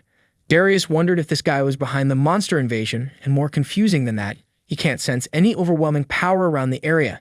It made him wonder how Ningfeng took care of this monster without using any powerful magic spell. Now Ningfeng just left the cleanup to Darius and ran off incredibly fast by himself. Darius didn't know Ningfeng could run that fast, as he expected Ningfeng to be just a mage. Darius could tell that speed already surpasses most of the agility-based adventurers, which makes him think highly of Ningfeng. Later, at the prison of Chandler City, Jack was imprisoned here and was questioned about the disaster caused by him. He confessed that he was indeed the monster back then, and apparently he became one when he found a mysterious demon in that dungeon. He tried to take the dark energy of that monster for himself, but instead he was devoured by that monster, which later used him as a vessel. Kuang Lan gets the gist of the situation, and apparently, from what Jack remembers, he was dealt with by the mysterious boss. Mayor Zhang was excited, as this proves how safe their city was because of the mysterious boss, and Kuang Lan and Teacher Kai smiled, knowing it was more or less true. Afterwards, the mayor asked Darius if he had seen that mysterious boss, to which Darius replied he was indeed fortunate enough to see him. His reply got Teacher Kitty and Kuang Lan at alert, as they thought Darius might reveal Ningfeng's identity. Mayor requested to be introduced to this mysterious boss so he could reward them and make sure they lived permanently in Chandler City. Darius replied that the boss didn't like attention, so the mayor should give up this idea. Darius has already talked this out with Ningfeng before, that they will keep this notion of mysterious boss wandering, since no one can prove anything without evidence. Mayor was a bit dejected, as he believed that many people must be trying to curry favor with powerful people like this mysterious boss right now. Darius assured the mayor that since the mysterious boss has relatives in this city, he will take special care of this place for sure in future, so the mayor doesn't have to worry about it, and just make sure not to disturb him. When Kuang Lan and Teacher heard statements made by Darius, they wondered if this mysterious boss was actually not Ningfeng, but one of his elder relatives. Meanwhile, Ningfeng was back at his apartment taking a bath while trying to understand more about these so-called final relics. Apparently, he deduced these were the remains left behind by the dead demon lords, and the images that appeared in his mind before were actually fragments of them. He didn't intend to become a demon lord, so he tried to think of what use these memories were to him. Right then, Ningfeng happened to think these memories might be useful, because if he's right, these secret realm invasions will keep happening and eventually bring the end of the world in future. And currently he doesn't think there were many people like Fourth Transformation adventurers who could fight off all of these monsters in every location. He figured if this keeps up, humanity will eventually throw in the towel, so he needs to be able to do something more than just to protect himself, since he doesn't want to live in a world full of monsters. Ningfeng recalled there were ways to repel these invasions shown in those memories, so he planned on carefully using them to strengthen the trustworthy individuals who will fight to save humanity. He knew the dangers if someone untrustworthy becomes strong and may lead to unforeseen circumstances. At the same time, Ningfeng received a call from his childhood friend Wang Yu, and when he asked what was up, she replied that she finally completed her S-rank quest and her class had transformed to Shadow Vanguard. She planned to treat Ningfeng on this occasion and told him that he must come. Ningfeng agreed to come on the treat without missing it. Wang Yu sent him the location for treatment, after which she exited the job change hall. There she saw her party members standing there to congratulate Wang Yu on her successful second transformation. Even Zhao Cheng was praising her for reaching second transformation at such a young age, but being the asshole he was, he told her to come to celebrate as he already reserved a private room in the best restaurant in the city. Wang Yu claimed to have other plans tonight. She told them to have fun tonight and she'll host another party tomorrow. Zhao Cheng asked couldn't she just postpone anything else, since it was an important celebration, but Wang Yu just kept on walking ahead as she could feel envy from Zhao Cheng's words. Zhao Cheng was pissed off to see she was already acting like a stranger after second transformation. The cleric stated she wasn't that kind of person and she must have something important for real. Zhao Cheng then questioned others if they were not exhausted from trying to keep up with her progress, as she had not only completed the S-rank quest, she also awakened a new hidden profession. Zhao Cheng made others think if this keeps up, she will completely leave them behind one day. Later in the evening, Ning Feng was treated with an exquisite dish and he teased Wang Yu saying he could only have such delicacies by following her around. Wang Yu thanked him, as it was mostly because of the emblem he gave her. Ning Feng just now learned that the emblem awakened a hidden class for her, which could play a crucial role in the coming war he saw in those memories. Ning Feng thought those emblems could be one of the ways to enhance the strength of people. Wang Yu then asked him if he knew where those emblems were found, to which he replied he wasn't sure of that. Wang Yu wished she could get some emblems to give to Ning Feng in her party. Ning Feng liked this considerate part of hers, as she counts him in everything good. Wang Yu just claimed she'll figure out the emblem situation, while she wanted Ning Feng to not give up on leveling up. She also wanted to find some self-protection ability for him, since it was dangerous outside these days. Ning Feng teased her that it was troublesome to level up on his own, so he would just take her along to protect him. Wang Yu was startled by smirk and usual lazy attitude while she was serious here. Suddenly, her expression grew painful and Ning Feng asked her what happened. She replied it was nothing, but she just got a little injured while completing a mission. Ning Feng asked why she didn't get it treated. She replied she did get it treated, but still, since it was an S-rank mission, the damage from the boss monster wasn't low and she'll need time to recover. Ning Feng didn't know S-rank missions were this difficult for others. Then his phone rang, and when picked up, someone on phone asked Ning Feng in a harsh tone about where did he get that emblem. Ning Feng just hung up while Wang Yu asked him what was the matter. Ning Feng told her that some guy with a very harsh tone asked him where he got the emblem from.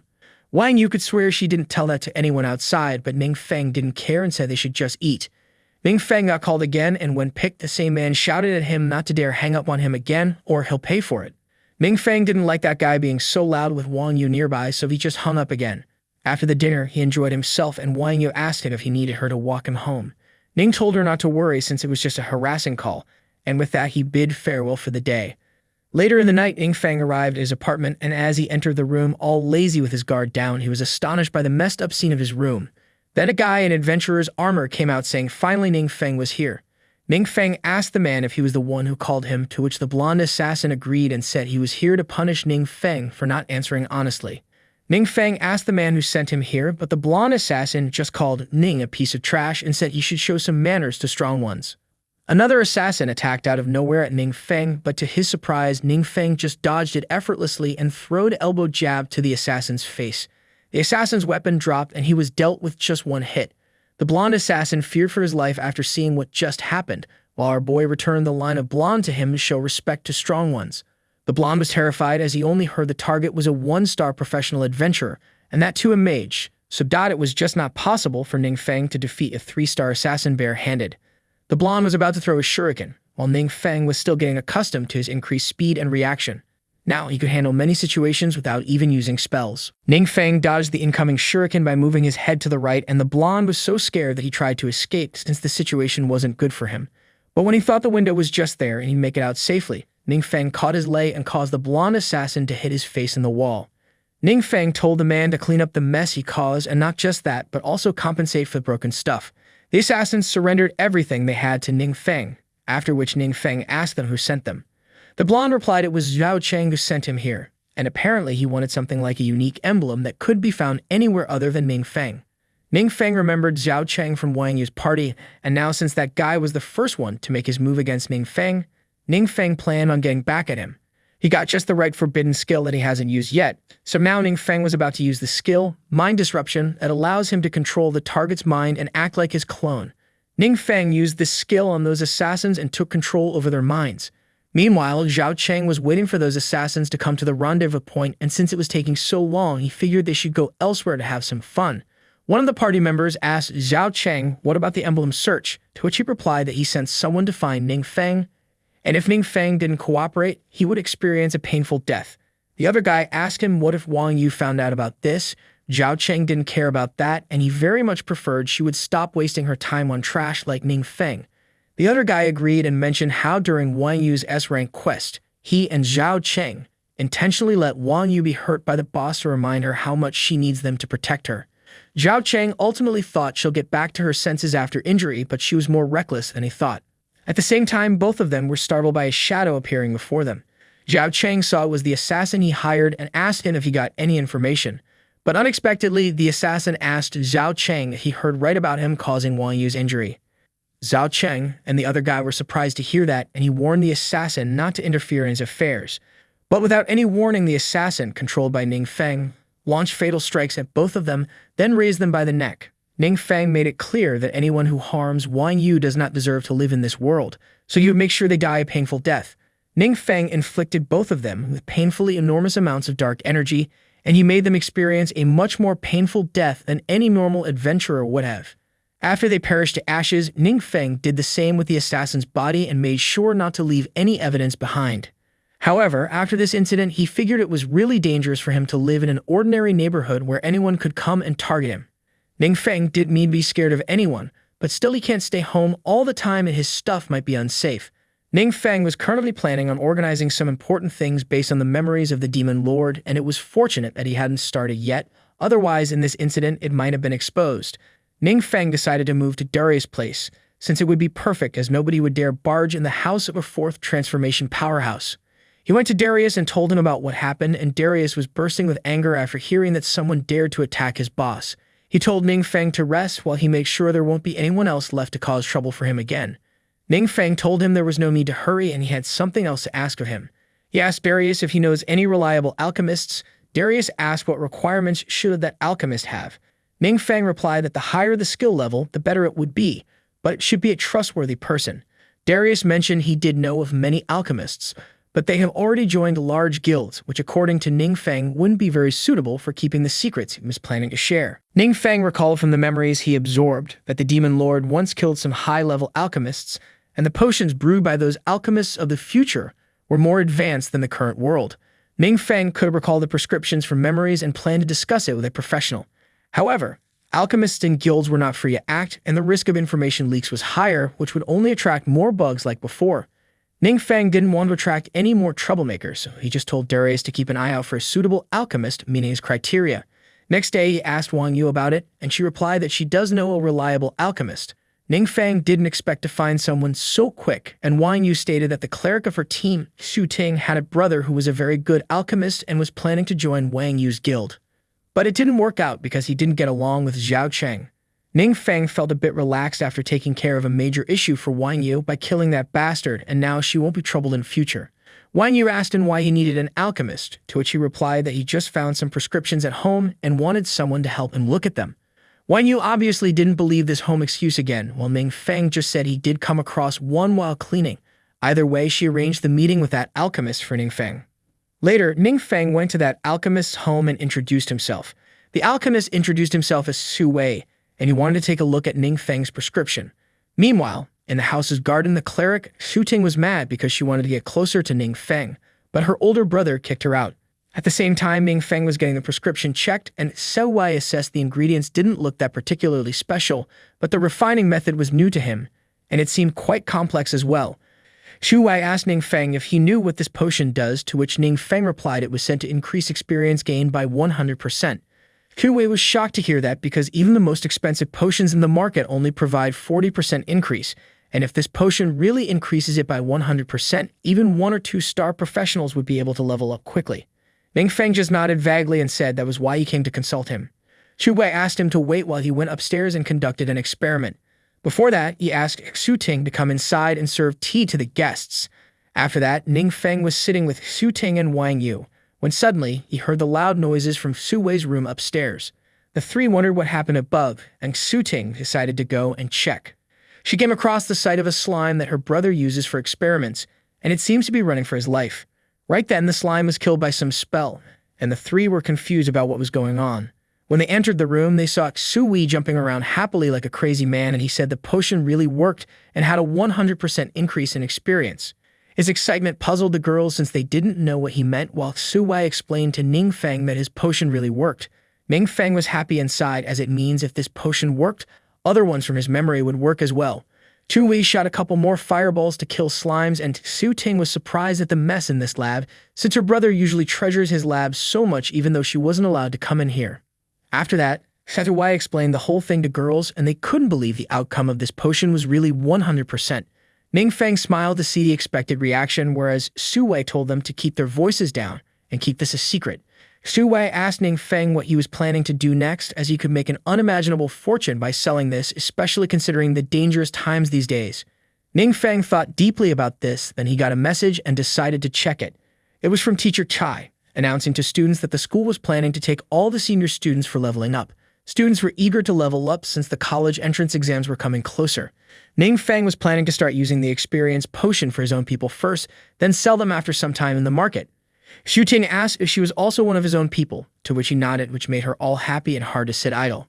Ning Feng knew if this hits the market, it will definitely cause a sensation, and those who seek huge profits will definitely come like flies like Zhao Cheng. So to deal with that situation, Ning Feng planned to have support first, since he would have to be ready to out-trick anyone who dared to play dirty tricks on him. Ning Feng added they could also bring along the berserker, Jiang Shu from Wang Yu's party, hearing which they were thrilled to share it, since that guy was worried he might not catch up enough to join the same university as Wang Yu and Xu Ting. Ning Feng considered him because he was nice to Wang Yu. Then the alchemist Xu Wei asked Ning Feng, referring to him as boss, if he got any other prescriptions. Ning Feng agreed and gave him other prescriptions, and Xu Wei mentioned he hadn't even heard the names of many ingredients listed in it. And as for some of them, he can't make them at his current level. Ning Feng figured these prescriptions were from another world, so just being able to use a few of them was good enough. Wang Yu planned to go to leveling up together, and of course she asked our boy to make sure to be there as well. Ning Feng asked her why, and she just told him to come no matter what, after which everyone just went on talking about the level up mission like some trip. Ning Feng wished they could have asked for his opinion first, but he had no other choice now. On Monday, Ning Feng arrived at the meet-up location on time, and Wang Yu was coming with others. In the middle of that, a bus passed by the road, and inside there were Ning Feng's classmates, who were making fun of him for not showing up to level up along with others. They mocked him, saying nobody would even want to go along with him in the first place. The bus just passed by, and Ning Feng didn't care since he already had his own plans. Later at the dungeon entrance, many students from other schools have arrived as well, and the students with Teacher Chai saw many people here. Students asked when they could go inside the gate, to which she replied it might take around 2 hours. Students asked why they waited so long. Teacher Chai explained that they were in the second class, so they'll have to wait for the first class to finish their turns. At the same time, one of the students saw Ning Feng ahead, and they didn't expect to see him with the genius Wang Yu, along with other cool-looking adventurers. Not just that, but Ning Feng's party was also going inside the dungeon right away, as if they had this privilege to not wait in line. Students asked why behind it, to which Teacher Qi replied that Ning Feng seems to be leading the guild, so they were probably heading straight to the depth of the dungeon. Others were jealous to see a guy like Ning Feng, who even a small monster could crush, was daring to go to deeper parts of the Lion Guild and the entitled genius, Goddess Wang Yu. Just then, someone asked him if he just took the name of Wang Yu, who was ranked 5th on the National Rising Stars list.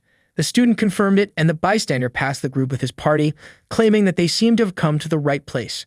The man, along with his flashy armor and strong-looking party, went straight to the gate, and they were allowed to enter right away as well. The student from Teacher Q's group was pissed at another privilege just passing by like that a female student asked if he didn't recognize that party just now. She mentioned that the party contained other rising stars just like Wang Yu. Their members started with the 4th-ranked Aurelia Autumn, 3rd-ranked Rick Lee, and lastly, a 2nd-ranked rising star, Ethan, the leader of that party. Later, deep in the dungeon, Ning Feng's party was preparing, and Jiang Shu was surprised when he saw the 100% experience bonus potion. Xu Ting hit him to be quiet, and Jiang Shu asked Xu Wei if this potion wasn't very expensive. Xu Wei replied it wasn't too expensive to make, and that was one more thing that made it so awesome. He mentioned that Ning Feng could easily become a guest of honor in any top guild with this potion. Jiang Shu became one of Ning Feng's admirers like Xu Ting, and he modestly asked them not to be so polite. Wang Yu was happy to see Ning Feng making new friends since he wasn't very good at socializing and had very few friends. She was happy for him, especially after all he went through since failing his first awakening at 16. Wang Yu had been worried for him from the sides, and to see him chatting so happily, she hoped he could pick himself up from the sad past. Now she called for everyone's attention and told everyone to ensure their safety during the battles. She told Ning Feng especially to avoid attracting the attention of monsters. While she will handle the monsters, Jiang Shu will focus on tanking, and Xu Ting will focus on buffs and protective skills, whereas Su Wei will use positions as needed. Everyone got the plan while Ning Feng was thinking this was a slow way of leveling up, but he had to go along with it for the meantime. He figured that he could just level up quickly with forbidden spells, so he doesn't have to rush or anything right now and observe others' strength.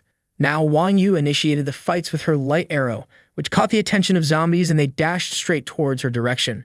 As the zombies came charging, Su Ting casted a buff spell on Jiang Shu, and he unleashed a powerful ground-shattering strike that took down a bunch of zombies at once. Su Wei followed up with throwing in explosive potions at the zombies, and he could feel the rapid increase in experience points. He was enticed to quickly level up to be able to craft new potions soon. Jiang Shu and Su Ting, on the other hand, were happy that they will be able to reach their second transformation quickly and get into a top university like Wang Yu. Just then, the sound of busting laughter came from nearby, hearing Jiang Shu ask who was there. It was then Ethan, the guy in flashy armor from another party, came and claimed he just couldn't hold his laughter upon hearing such simple things. He seems to have followed Wang Yu's party till here, and now he made fun of them, thinking the second transformation would be so easy for weaklings like them. Su Ting recognized these guys were from the National Rising Stars list, and Ethan boasted it was common for him to be recognized easily by his fame. Jiang Shu wondered why those guys were here, since they were not from Chandler City. Wang Yu stepped forward boldly and asked directly if they needed anything from them. Ethan replied that they came specially to find Wang Yu and asked if she was interested in joining their team. It wasn't a small offer, but Wang Yu just turned it down because she liked her own team more.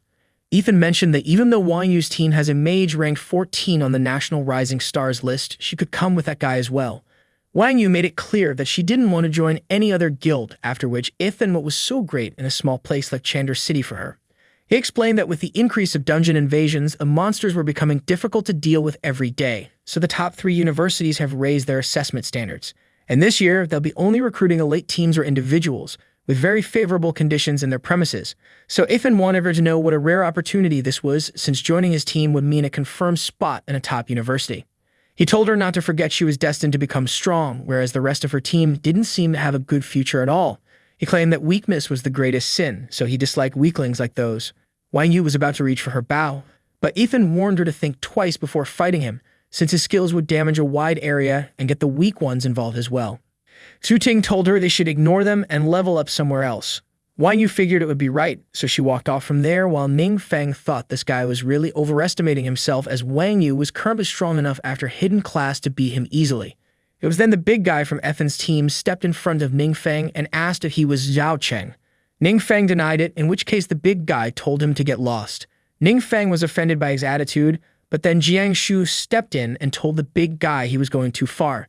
The big guy, Rick Lee, tried to intimidate Jiang Shu with his power, and out of nowhere, he launched an attack at him. Jiang Shu crossed his forearms to block the punch, but despite that, the punch was too strong for him to block completely. Wang Yu was worried as a fight just broke out, and before she intervened, Ethan blocked her path. She told him to get lost, which pissed off Ethan as it hurt his pride. It was then Jiang Shu told Wang Yu from a distance that he was fine, she didn't have to come. But in reality, it seems he broke a few ribs and could tell this Rick guy went too far on purpose. Jiang Shu asked Ning Feng to step back to not get hurt.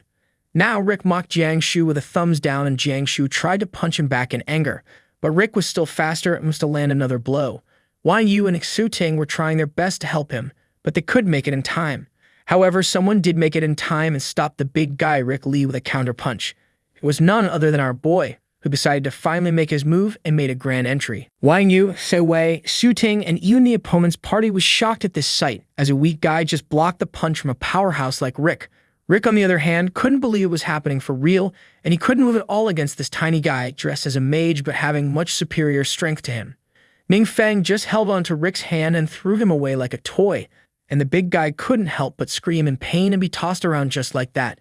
Ning Feng threw the guy back where he came from, and he wasn't stopped until he hit a rock pillar. This time, our boy called him a useless fellow, and instead of Wang Yu, it was Ethan this time who ran to assist his party member. However, Wang Yu shot an arrow straight up in his butt, leaving him unable to sit for some time. Su Ting chuckled at the sight, while Aurelia Autumn from the opponent party felt pity for the poor guy. She couldn't comprehend how a mage could defeat a berserker with bare hands, and an archer shot a tank in close combat. Ning Feng didn't really want to expose his hand and keep a low profile, but now he figured he'll have to, so he just became serious and firstly asked Su Ting to heal Jiang Shu. She went and cast a healing on him, and Ning Feng asked Jiang Shu how he thinks he can deal with that Rick guy from earlier. Jiang Shu replied he didn't know for sure, so he would just follow what Ning Feng ordered. Ning Feng noticed everyone's attitude suddenly became respectful towards him, in which case he casually asked Jiang Shu to go and take the equipment of opponents as compensation. Ethan called it a robbery and tried opposing it, but suddenly a punch shattered the ground right an inch in front of him. It was done by our boy to intimidate him, and it worked like a charm, as the firstly violent guy now requested him to take his equipment. Ning Feng told him to consider himself lucky, because he prefers to avoid trouble usually, but if he finds out Ethan retaliates later on, it won't end well. Ethan understood the threat and claimed it was his own fault for acting all high and mighty earlier. Unexpectedly, Aurelia Autumn was very cooperative and handed over her equipment in advance. Ning Feng called her sensible and told others they should keep on advancing to level up, leaving Aurelia all flustered with no response. Ning Feng and the party went ahead, and they stopped by a place when Wang Yu mentioned not expecting Ning Feng to be so powerful. Ning Feng replied he didn't want to show off since he just awakened recently. Wang Yu got mad about him not telling her about this until now, and she didn't feel like asking it either since she knew he would just shrug it off. Ning Feng smiled as she understood him the best, and that aside, Wang Yu placed a hand on his shoulder and told him she was happy for him no matter what. Ning Feng could feel she was genuinely happy for him, so he just accepted her praise with a thumbs up. Whereas Jiang Shu and Xu Ting admired him even more and wished to know which university he was planning to join. Ning Feng replied he hadn't thought about it yet, and they assured he don't have to be hasty in decisions like this. Xu Wei tried to join the conversation, but the other two's enthusiasm was so much that he couldn't join. Meanwhile, Ning Feng thought that since university and guild were both places with strict regulations, it was easy to accidentally reveal secrets there, so he'd rather just not join either of them. Now he ordered the party to head deeper into the dungeon and speed up the leveling process. Ning Feng liked to be the one leading the way this time, and although he can't use forbidden skills, he could still beat monsters with just his crazy attributes. Next day, Ning Feng returned to Darius's home, and he was extremely tired after working so much only to level up by one, that too with the potion in use. Ning Feng has gotten so used to leveling up with forbidden spells and killing high-level monsters that he forgot this was the normal pacing for everyone else. He recalled that usually a supernova could reach level 60 and complete a second transformation in 2 years like Wang Yu, while others who were ordinary would just settle for regular universities. Ning Feng's brain was getting tired from too much thinking, and now he planned on just relaxing and lazing around for a few days. All day he enjoyed playing games with Darius, sleeping after reading manga, and sometimes having a barbecue. One day he got a call from Yang Xin. She informed him there was an auction coming up and it was expected to have some great items. Also, the new manager Tang wanted to know if Ning would be attending it. Ning Feng figured he didn't have much going on, so he might as well go and take a look. He wondered if the services of these trade posts were always this good, or was it this new manager who knew how to deal with people better? After that, he went to the trading post and he was provided to sit in a calm area. The new manager Tang Yikai and Yang Xin came to greet Ning Feng, and he was honored to meet Ning. Tang recalls the mayor asked him to specially serve this boy well, even if the entire exchange needs to revolve around him. Tang asked Yang Xin to show the catalog to Ning, and Ning Feng looked through the items but only saw some equipment and potions which won't be of use to him. He just scrolled for a while, which surprised manager Tang as he could tell Ning Feng didn't like anything he saw on top. Suddenly, Ning Feng's expression turned cold as he asked what was in the list. Tang checked and remarked he got a good eye, as this item was an experience boost potion which can increase the rate by 100%. Ning Feng recalls that he only shared this potion's secret with Xu Wei, and Darius also knew that Boss was the one to develop it. Manager Tang was caught off guard by that, then Ning Feng asked him where he got this from. Manager Tang replied that this item was apparently auctioned by the Emerald Serpent Guild's trading post. Ning Feng recalls this Emerald Serpent Guild was one of the nation's top 7 guilds with immense power. He wondered if Xu Wei secretly sold a formula to them, or did they do something to get it? Ning Feng asked Tang if he knew where they got this potion from. Tang replied that the Emerald Serpent Guild discovered a new type of dungeon called the Trial of the Gods, which could only be cleared solo. It has many levels to clear, and there are rewards at every 10 levels of trials. Among those rewards, the recipe for the potion was one also received from completing trials. It was Darius' first time hearing of such a dungeon, while Ning Feng figured it was fine as long as Xu Wei was fine. However, this Trial of Gods sounds intriguing to him, and suddenly a quest by the system was announced for him, telling him to harness the power of this Trial of Gods for himself. Otherwise, if he failed, it would lead to his death. Ning Feng smirked as this was the first time the system issued a quest, which means this Trial of Gods must really be something special. Ning Feng told Tang he won't be attending this auction, but he did appreciate the efforts made by him. Tang didn't expect Ning Feng to not be interested even in this super rare item like this 100% boost potion. Now, Darius told the boss to take his seat and he'll get the information on this dungeon, but Ning Feng decided to go as well. For some time, they stopped by to check information online, and the information seems to be confidential and not accessible. Darius then used the special card given to him by Mayor Zhang, which worked like a charm, and they saw this mysterious dungeon look like a tower, and the Emerald Serpent Guild had registered an exclusive right to it, meaning without their permission, no outsider was allowed to enter. Ning Feng doesn't think he'll be able to just go like that, but he can't avoid it, since the failure of this mission would lead to his death. Later, he decided to pay a visit to this dungeon to check it out himself, and here he saw guards stationed to manage who enters. Ning Feng kept walking towards the gate and used his skills to hide his presence. After that, he just took spatial steps to directly enter the gate with guards not even noticing one bit. But after he entered the dungeon, sometime later, a huge explosion occurred and even Ning Feng was in trouble after the scene happened inside. Meanwhile, the guards were thrown off by the impact of an explosion coming from the dungeon, and they decided to report immediately to the guild. Later that night, Ning Feng finally made his way out with the teleportation spell and he landed in the bed all injured and defeated. He doesn't understand what just happened, because as soon as he entered the dungeon, a surge of powerful energy burst forth and completely shattered his foul defense. Ning Feng was trying to understand what was that, and whatever it was, it also caused damage to the system, which kept increasing as the system was still calculating the damages. Meanwhile, at the dungeon, the support arrived and a healer was healing the injured guards. He informed the guild master that guards were only stunned and were unharmed. When the guard regained consciousness, he told the guild master, Noah from the Emerald Serpent Guild, that he had just passed out from the explosion. Noah wondered if the secret realm had undergone some kind of change, in which case the person behind the guild master believed he would have to take a look with that skill. Noah gave her the signal, and she activated her rare skill, Time Reversal. Noah uses this skill when they need to record images or moments of the past. The blonde mage activated the window to see in the past, and Noah was astonished when he saw a black figure filled with enormous dark power around it. This dark presence soon confronted a very bright deity, who dared at the Dark One for entering his territory. The radiant deity then charged in an insanely powerful light spell which overwhelmed the evil deity. Noah and his subordinates were perplexed upon the discovery of this evil deity, and they saw ahead that the gods seemed to have missed killing that evil spirit. He wanted to stop the evil deity so it won't destroy the world. Noah and others obviously didn't take it lightly, as it meant to destroy the world. After that, Noah took the images of this evil deity to the council of all the guilds, and although the identity of this existence was unknown, the spells released by that evil deity were powerful enough to be forbidden. The old man in gold armor was the guild master of Mighty Universe Guild, Luke Johnson. The guild masters of Honor Guild, Faye Ark, and guild master of Emerald Serpent Guild, Noah, recall that the one who passed this trial of gods will receive deity's recognition and blessings, but they never expected to see a literal evil deity to appear. Then the guild master of Dawnbringers, Evelyn, stated the key issue here was that even the forbidden spells couldn't destroy this evil deity, which wasn't good news for them. The guildmaster of Celestial Guild, Luna Serene, stated if this evil deity plans to destroy the world, it might not have a way to stop it. Lord Rook from the Vanguard Guild hinted they might be able to achieve a way to deal with it if they passed the trial of gods. Logan from Inferno Guild liked the idea and thought it was worth a try. Noah thought these guys must have been eyeing for this moment for him to open up this dungeon for them.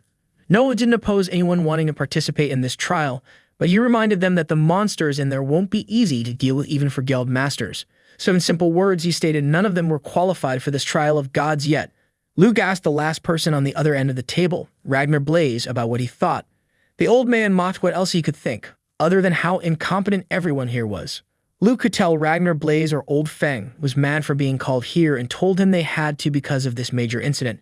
Ragnar Blaze stated it was obvious why he was mad, because everyone in Long Shadow had been avoiding all these disasters happening in a small city like Chandor, and if this mysterious big shot didn't help out, they would be guilty of harming the innocent and cleaning bodies right now.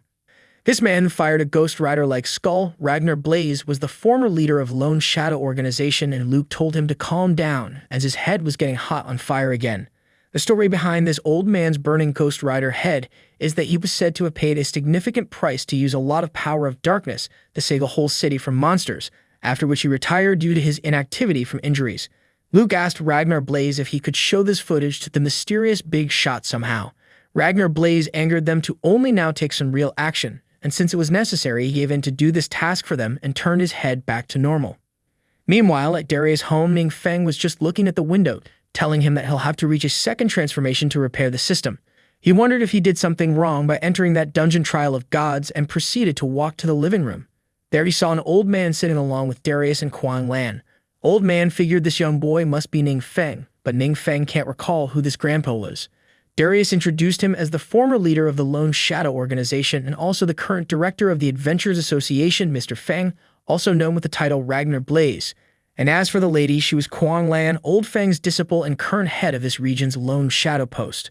Their purpose to come here was to seek help from the mysterious Big Shot. Ning Feng had heard of the infamous Crimson Death God, but the Old Feng claimed it was just an empty title not worth mentioning. However, Ning Feng knew how much weight that title carried, since Old Feng had numerous achievements of participating in many big dungeon explorations. He was so famous that one would feel lucky to just meet him for one time. Now, Old Feng presented a gift he bought for their first meeting, which contained 5 million crystal coins and 200 bottles of high-tier experience potions for Ning Feng. Ning Feng felt quite generous for that much amount, but he needed to know exactly what brought him here. Kuang Lan played out a video device and said they came here to show the Big Shot. It was the video recorded from time when Ning Feng encountered a deity in the secret realm, and he was quite shocked after seeing himself being framed as the evil deity. He didn't understand how he could become an evil god, and now that he recalls, the system said his new mission was no big deal. He felt like the system itself was trying to trap him, but now wasn't the time to show it on the face, because he needed to make use of this situation since they didn't know he was the evil god. Ning Feng claimed to understand their purpose and promised he'll inform the Big Shot about the video and make sure to update them later. Old Feng thanked him for the efforts, and now they figured it was time to head back and wait for the good news. Ning Feng received the contact card from Kuang Lan, and he recalled she was the same lady who was in charge of his first job change before. Ning Feng now understands how he was exposed so quickly to Teacher Kai. Later, Old Feng remarked Ning Feng was indeed as polite, modest, and a good person as Kuang Lan said, and if possible, he would prefer recruiting him with every effort. Kuang Lan asked the master if he thought Ning Feng and the Big Shot were the same person, but Old Feng asked if that really matters since it seems Ning Feng wished to be seen as only a student, so they should perceive him as one, which will be good for everyone. He hoped that this mysterious Big Shot could become their strongest support against the increasing enemies. Meanwhile, Ning Feng was still receiving the system alerts that it prevented some damage, which he thinks might be that deity trying to track his whereabouts. Ning Feng recalled that deity was strong enough to shatter his absolute defense with one move, so it was obvious that was strong enough to be a forbidden-level spell, making him a dangerous foe. Now Ning Feng has made it his priority to complete the 2 tasks assigned by the system, to harness the power of the Trial of Gods for himself and reach transformation. Ning Feng figured it was also necessary to get that power, since if anyone else gets it, they might pose a threat to him in future. He asked Darius if Old Feng gave any other information, and Darius organized all the information for him right away. It contained the internal structure of this Trial of Gods dungeon, which resembled a tower with many levels. The number of total floors was still unknown because it was not conquered yet, and it was said the monsters inside were formidable, far surpassing those in other known dungeons. Currently, it was explored till floor 42, and this record was set by the leader of Emerald Serpent Guild, Noah. Ning Feng knew if he risks entering it again, his identity might be exposed this time, so he wonders what if he just delegates this mission to someone under him, as it would technically mean the power will be harnessed by him.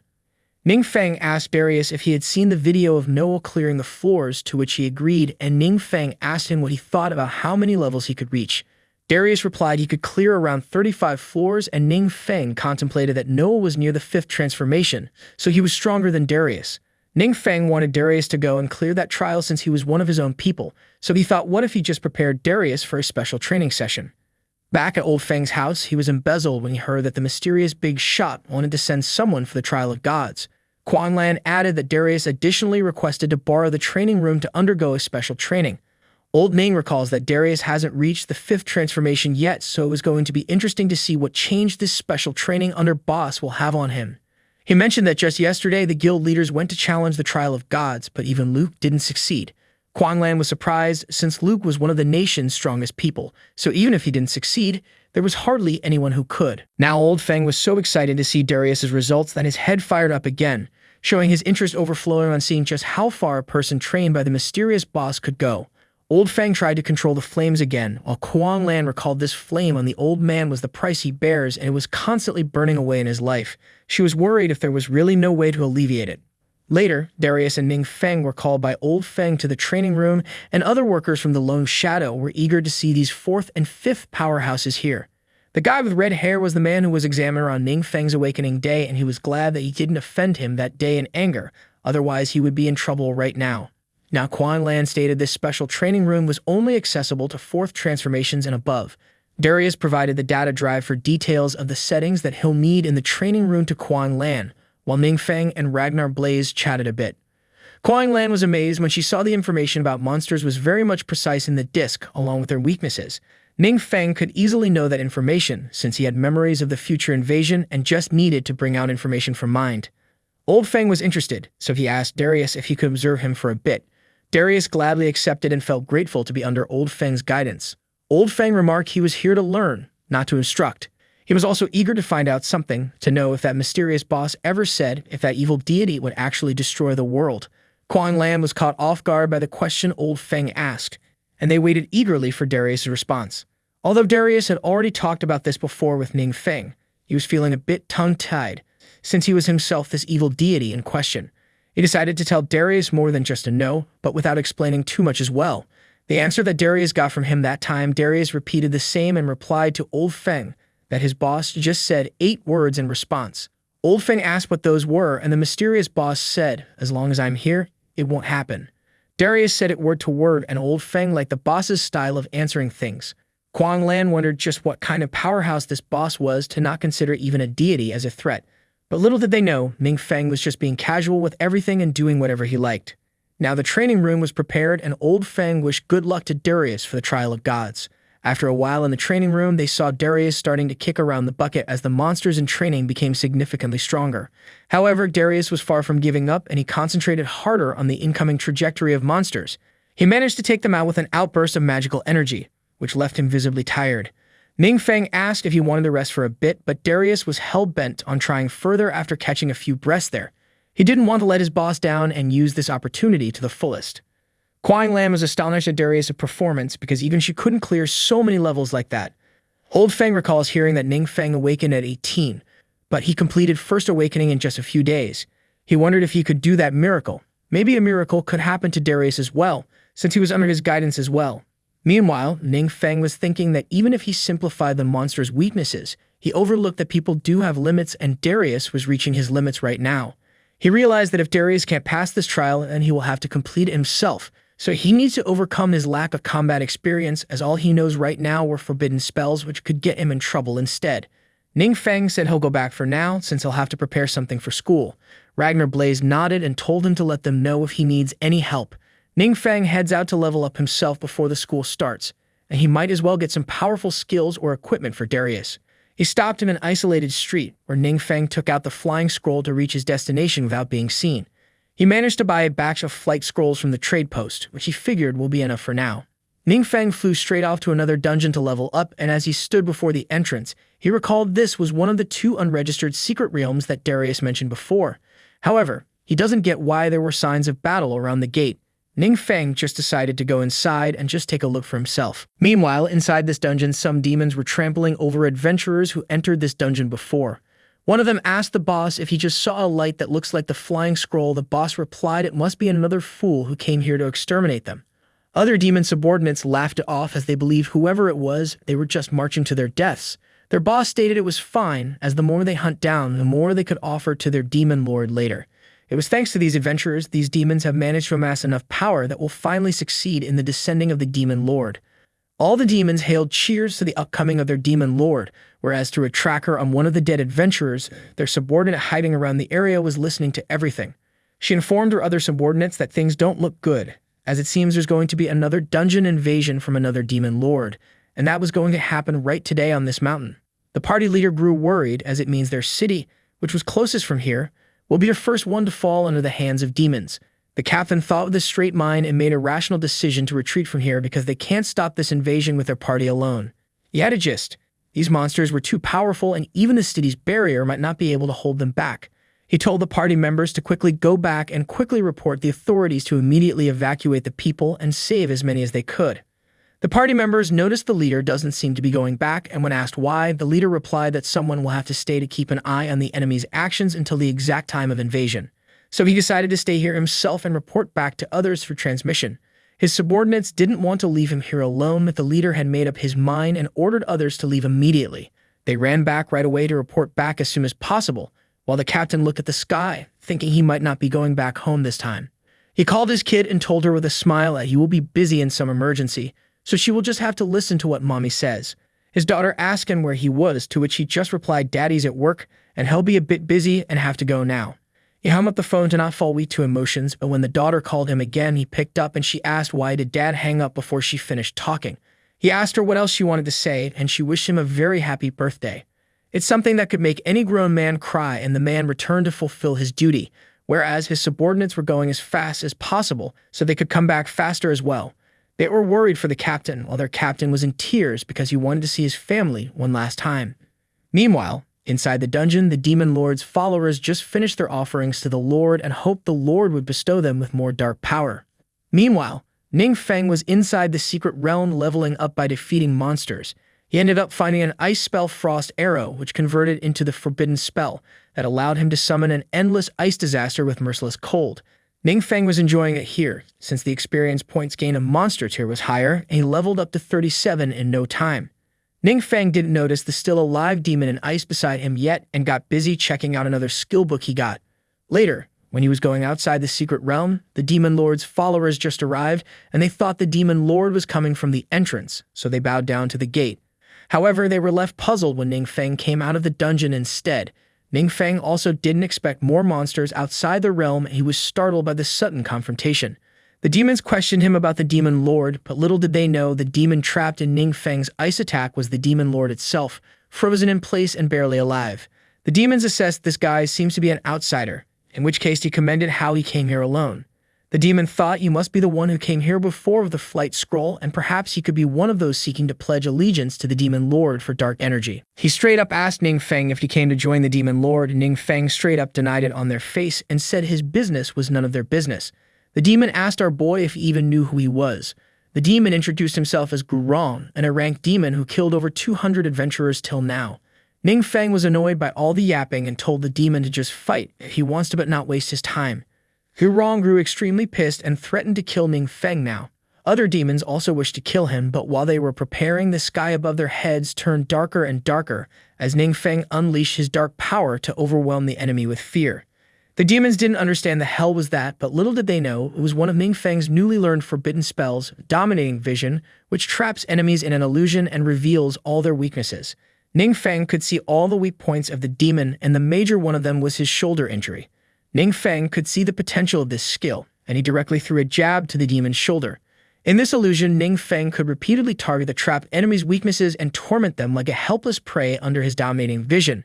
Meanwhile, further down the mountains, the captain who remained behind to keep an eye on invasion was finding it strange, as there were no signs of invasion anymore. He planned to go closer and look it up, as he doesn't care about dying anymore because he was going to die anyway as long as he was on this mountain today. After he went there, the man let out a confused scream as he tried to make sense of the slaughter here. Captain's subordinates were shocked to hear those demons who killed so many adventurers like flies before were now killed. They asked the captain what happened to this secret realm, to which he replied that the entry was blocked by a massive ice storm and there doesn't seem to be any demons around the whole place. It was hard to believe, and subordinates asked him what happened to the dungeon's boss.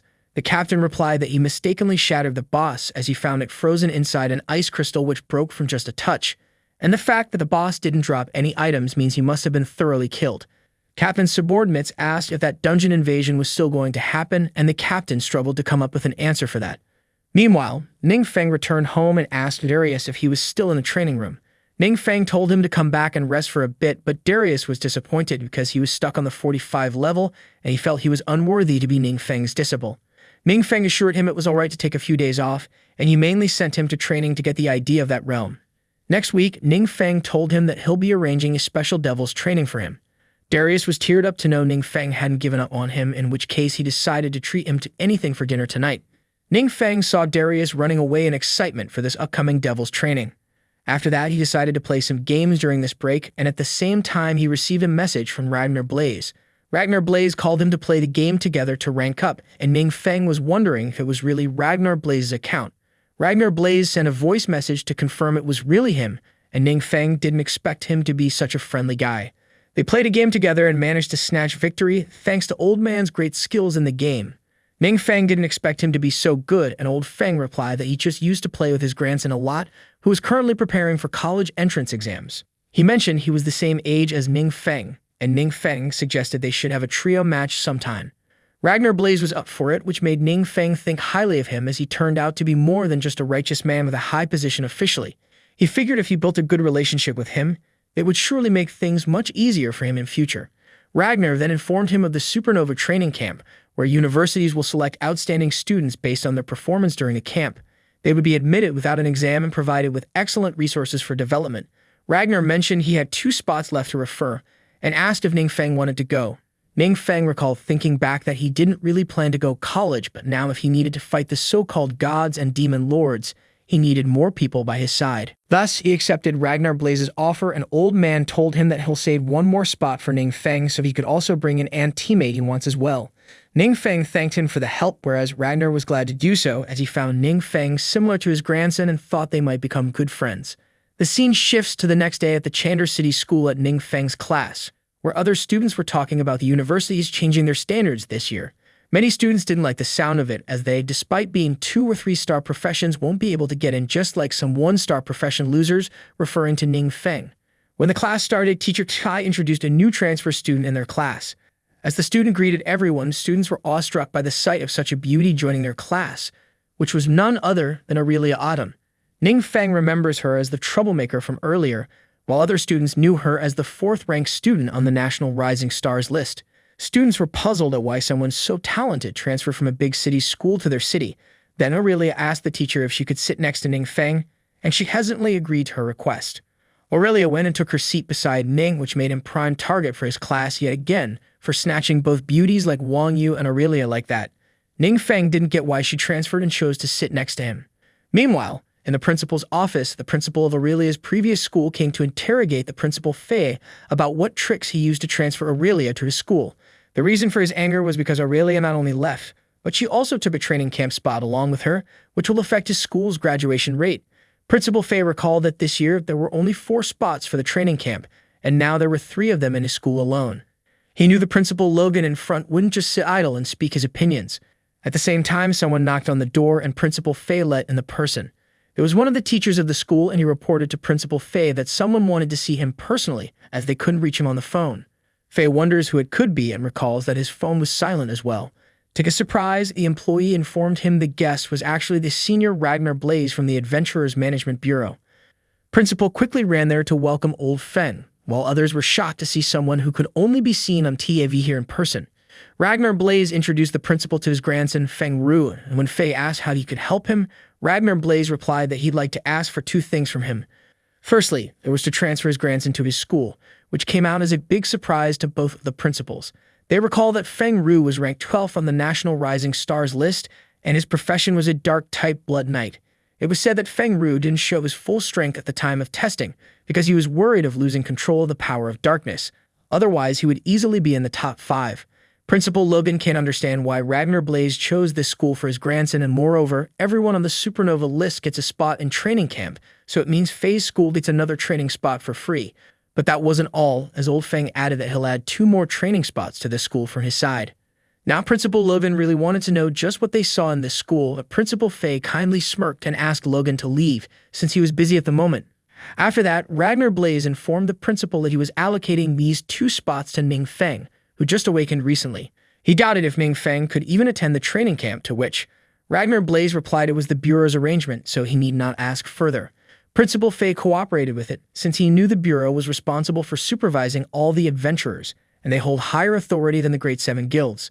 He wondered how Ning Feng got contacts with Ragnar Blaze. Meanwhile, in Ning Feng's class, he now had one weird girl on the right and a weird boy behind him. But it didn't end there, as even others ended up transferring to his school just now. He asked them the reason for it. Xu Ting replied she just heard of the school missing students, so she saw the spots and took the chance to remain around Boss Ning. Wang Yu was visibly in a contest with Aurelia, while Jiang Shu was getting along well with Feng Ru on the back. Aurelia realized she wasn't the only one attracted to Ning Feng, which could be troublesome for her later if she didn't work hard enough. She had also prepared a gift for him and was looking for an opportunity to give it to him. At the same time, other students were envious of Ning Feng, as they wished they could be the center of that group with so many rising stars. Ning Feng feels his surroundings becoming livelier than before, and as for Zhao Cheng matters, it seems school doesn't care about his disappearance. Meanwhile, in the Zhao family's residence, Zhao Cheng's father was sitting in depression, as there still has been no news of his son yet. He contacted a powerful figure to aid in this investigation and hoped to receive some news soon. He asked about the situation at school, to which his man replied that the principal didn't wait for allocating him the training spot and gave it to someone else due to delays. Zhao's father gets it and orders his men to let him have some disturbance-free time in his son's room. He went to Xiao Cheng's room, and the whole room was so empty with all these pictures of Xiao Cheng, but not him here. Zhao's father pressed one of those pictures and opened a secret pathway, which led him to a dark place with some rocks that symbolized some demonic ritual. The scene shifts back to the class, where Feng Ru gives a purple-level item to Ning Feng. It was a skill book of water summoning magic, which Feng Ru found on one of his recent conquests. Ning Feng remembered that finding summoning skills was extremely rare, so they were quite valuable. Aurelia also took out what she brought him as a gift, which was also a skill book of battle mage skill. It was also a very rare profession, and even though he couldn't learn them yet, he will later. Ming Feng actually tried to go on leveling up in the dungeon, but for some reason, he couldn't enter it, as that secret realm required at least 5 people to open. He wasted his time by going there with lack of information, but now he was prepared with more people around him to challenge it again. He smiled and told both Feng Ru and Aurelia that he might have much to offer in return. He would still like to give them 40 bottles of high-experience potion each. Aurelia heard these items were only available to high-ranked people, and to think he gifted them so casually like this, both of them were even more sure that Ning Feng was definitely worth holding on to tightly. Yu also had a gift for him, and Ning Feng asked what it was. She replied it was a newly concocted potion by Su Wei, and he asked her to pass it to Ning. She gave him this orange-level potion, and Ning Feng seems to have a use for it in his mind. Later, he went back to home, and Darius prepared himself for the special devil's training. Ning Feng then handed over the potion from before to Darius, and he told him it was a nourishing elixir, which could heal long-standing internal injuries. He told Darius to drink it so they could start the special training. Darius formed punches in excitement, and he quickly gulped down the nourishment potion in one go. Ning Feng asked him how he feels now, to which Darius replied he was feeling warm currents flowing through his body, dealing with all the fatigue from before. Ning Feng knew this potion was remarkable since he himself used it after sustaining those hidden injuries from the time he got injured. Next up, he stated it was time for training now. Darius stood firm listening to his commands, followed by an instruction to let Ning know if he felt overwhelmed during the training. When they arrived in the training room, Darius began to feel an excluding pressure around him, which happened because of Ning Feng awakening his dominating vision skill on him. He analyzed Darius's weaknesses, which informed him that Darius's injuries were currently in healing progress around lungs, reducing his strength and endurance. Ning Feng let Darius know that he'll point out his weaknesses now, after which Ning Feng started with telling him that overloading element energy skill wasn't suitable for him, as it was damaging his lungs. And secondly, his habitual combination of skills was flawed.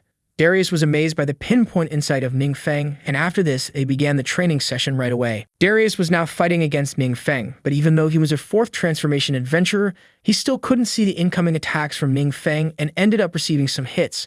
Ning Feng asked him if he was okay, and Darius replied he could endure more than this. Ning Feng was glad he was able to test out his dominating vision skill on those foolish demons, as it gave him an idea of how to keep its effects minimum to not harm Darius's consciousness. He was seeing results live in front of his eyes, while Darius was feeling honored, as he believed that his boss was the only one in this world who could truly make him stronger.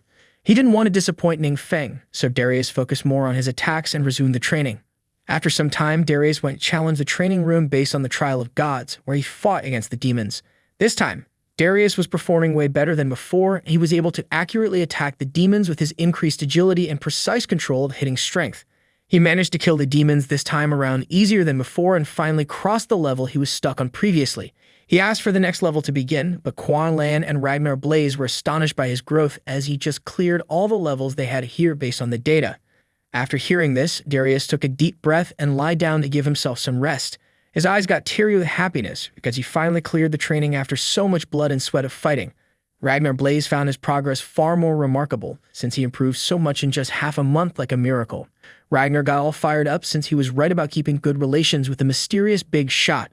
Quang Lan was about to point out his fires, but Ragnar told her to never mind it, since it was already good enough for him to have survived till now. From the way he talked, Quang Lan felt like Ragnar Blaze just transferred schools of his grandson, as if he transferred his guardianship along with it.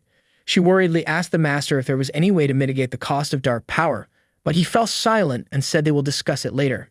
For now, he was looking forward to Darius participating in the Trial of Gods. Next day at the Emerald Serpent Guild, Ragnar Blaze and Darius arrived together, and their leaders of other guilds were already present to greet Darius. Darius recalls these guys were all fifth transformation powerhouses, whom even his master couldn't get to greet him together before in the past. And now they were all greeting him here, showing that the matter of this trial must really mean a lot to them. Darius could proudly say that only his boss could remain calm in front of anyone no matter who they were. Meanwhile, Noah was thinking, why did he have to come to greet a fourth transformation adventurer like this, and just what was Ragnar Blaze up to? Also, he thought of all the other guild leaders as shameless who used his secret realm to build relations with Darius. Now they all escorted Darius to the Trial of God's entrance, and Noah asked his permission for live streaming his battle in there. Darius didn't mind it, and he also asked them to let his phone be on a video call showcasing the battle. Everyone's eyes were glued to the back of the phone, and they wondered if they could come in front of it to greet the mysterious boss. But they couldn't take the risk of injuring the boss like that, as the consequences will be uncertain. Meanwhile, at Darius's home, Ning Feng was just watching the TV when he got the call and saw the battle. He could hear others' remarks that Darius was progressing through the levels really fast, and he was undoubtedly even faster than other guild masters, making them wonder if he was really a fourth transformation guy. Darius didn't even break a sweat as he passed 30th to 40th floor to the 50th. Everyone was awestruck as Darius just surpassed Luke's record, and now Darius was up against the monsters with even more ferocious aura. However, Darius didn't even flinch, and he defeated another stronger demon, keeping the pace. After the 50th floor, Darius received an announcement that he had successfully cleared the Trial of Gods. Everyone focused on the battle without blinking, as this was a very crucial point. Darius was now seeing a bright light blessing upon him, and he'd achieved the first clear reward of this Trial of Gods. In the reward, Darius received a forbidden spell for himself. No one could have expected that the reward would actually be a forbidden spell, and since the announcement says it was the first clear reward, it means no one else could get it after this. Noah thought this reward should have been his, but since Darius was the one to clear it, he was starting to learn the forbidden spell. However, Darius failed to learn it due to his class not being perfect enough yet. The spectators wondered what it meant, whereas Ning Feng recalled something similar from the Demon Lord's memory about the classes not being optimal yet. He wondered if Darius won't get the reward then, but to their surprise, the reward got changed to a divine emblem. Darius was provided with 3 options to choose to advance his class to. First was the martial spirit, sword master, battle saint, and an immortal soldier skilled in various weapons usage. Darius decided to go with a martial spirit, sword master, which honed all of his sword skills to the peak. Once that reward was decided, Darius achieved the condensed Kai emblem of orange level. Darius consumed all the divine energy from the emblem, and once he was done, the people outside saw a strange phenomenon happening in the sky. It was like a worldwide announcement, stating that the Trial of Gods in Laurel City was cleared. People began to record the scene in the sky, and Ning Feng also saw that his mission of making a Trial of Gods power his own was completed. The Council of Guild Leaders was more focused on the part, which said their world level increased by 1. After that, Darius came out, and everyone could feel his strength was no longer around the 4th transformation level anymore.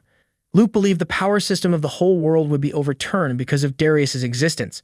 Luke asked Darius if he was interested in joining his guild, and others started asking the same question. But Darius turned them all down as he doesn't plan to join any guild for now. Later at home, Darius was emotional as he gave the news to Ning Feng and said he did his best and didn't let him down this time. Ning Feng praised him and proceeded to talk about the emblem Darius got. He drew the Vanguard emblem and asked him if that divine emblem was like this. Darius agreed it looked similar in shape and pattern, but to his surprise, he didn't know how the boss knew about the emblem. Ning Feng casually replied that he also got one a long time ago and gave it to Wang Yu. Darius was impressed as the boss casually gave away even divine items, which means he was far from becoming like a boss. Meanwhile, Ning Feng was thinking if this divine emblem was condensed from divine power, it was possible that he might also have gotten the emblem because he also possesses divine power. It was one thing, and the other thing bothering him was to figure out if he was really going to face threats from all 12 of the gods.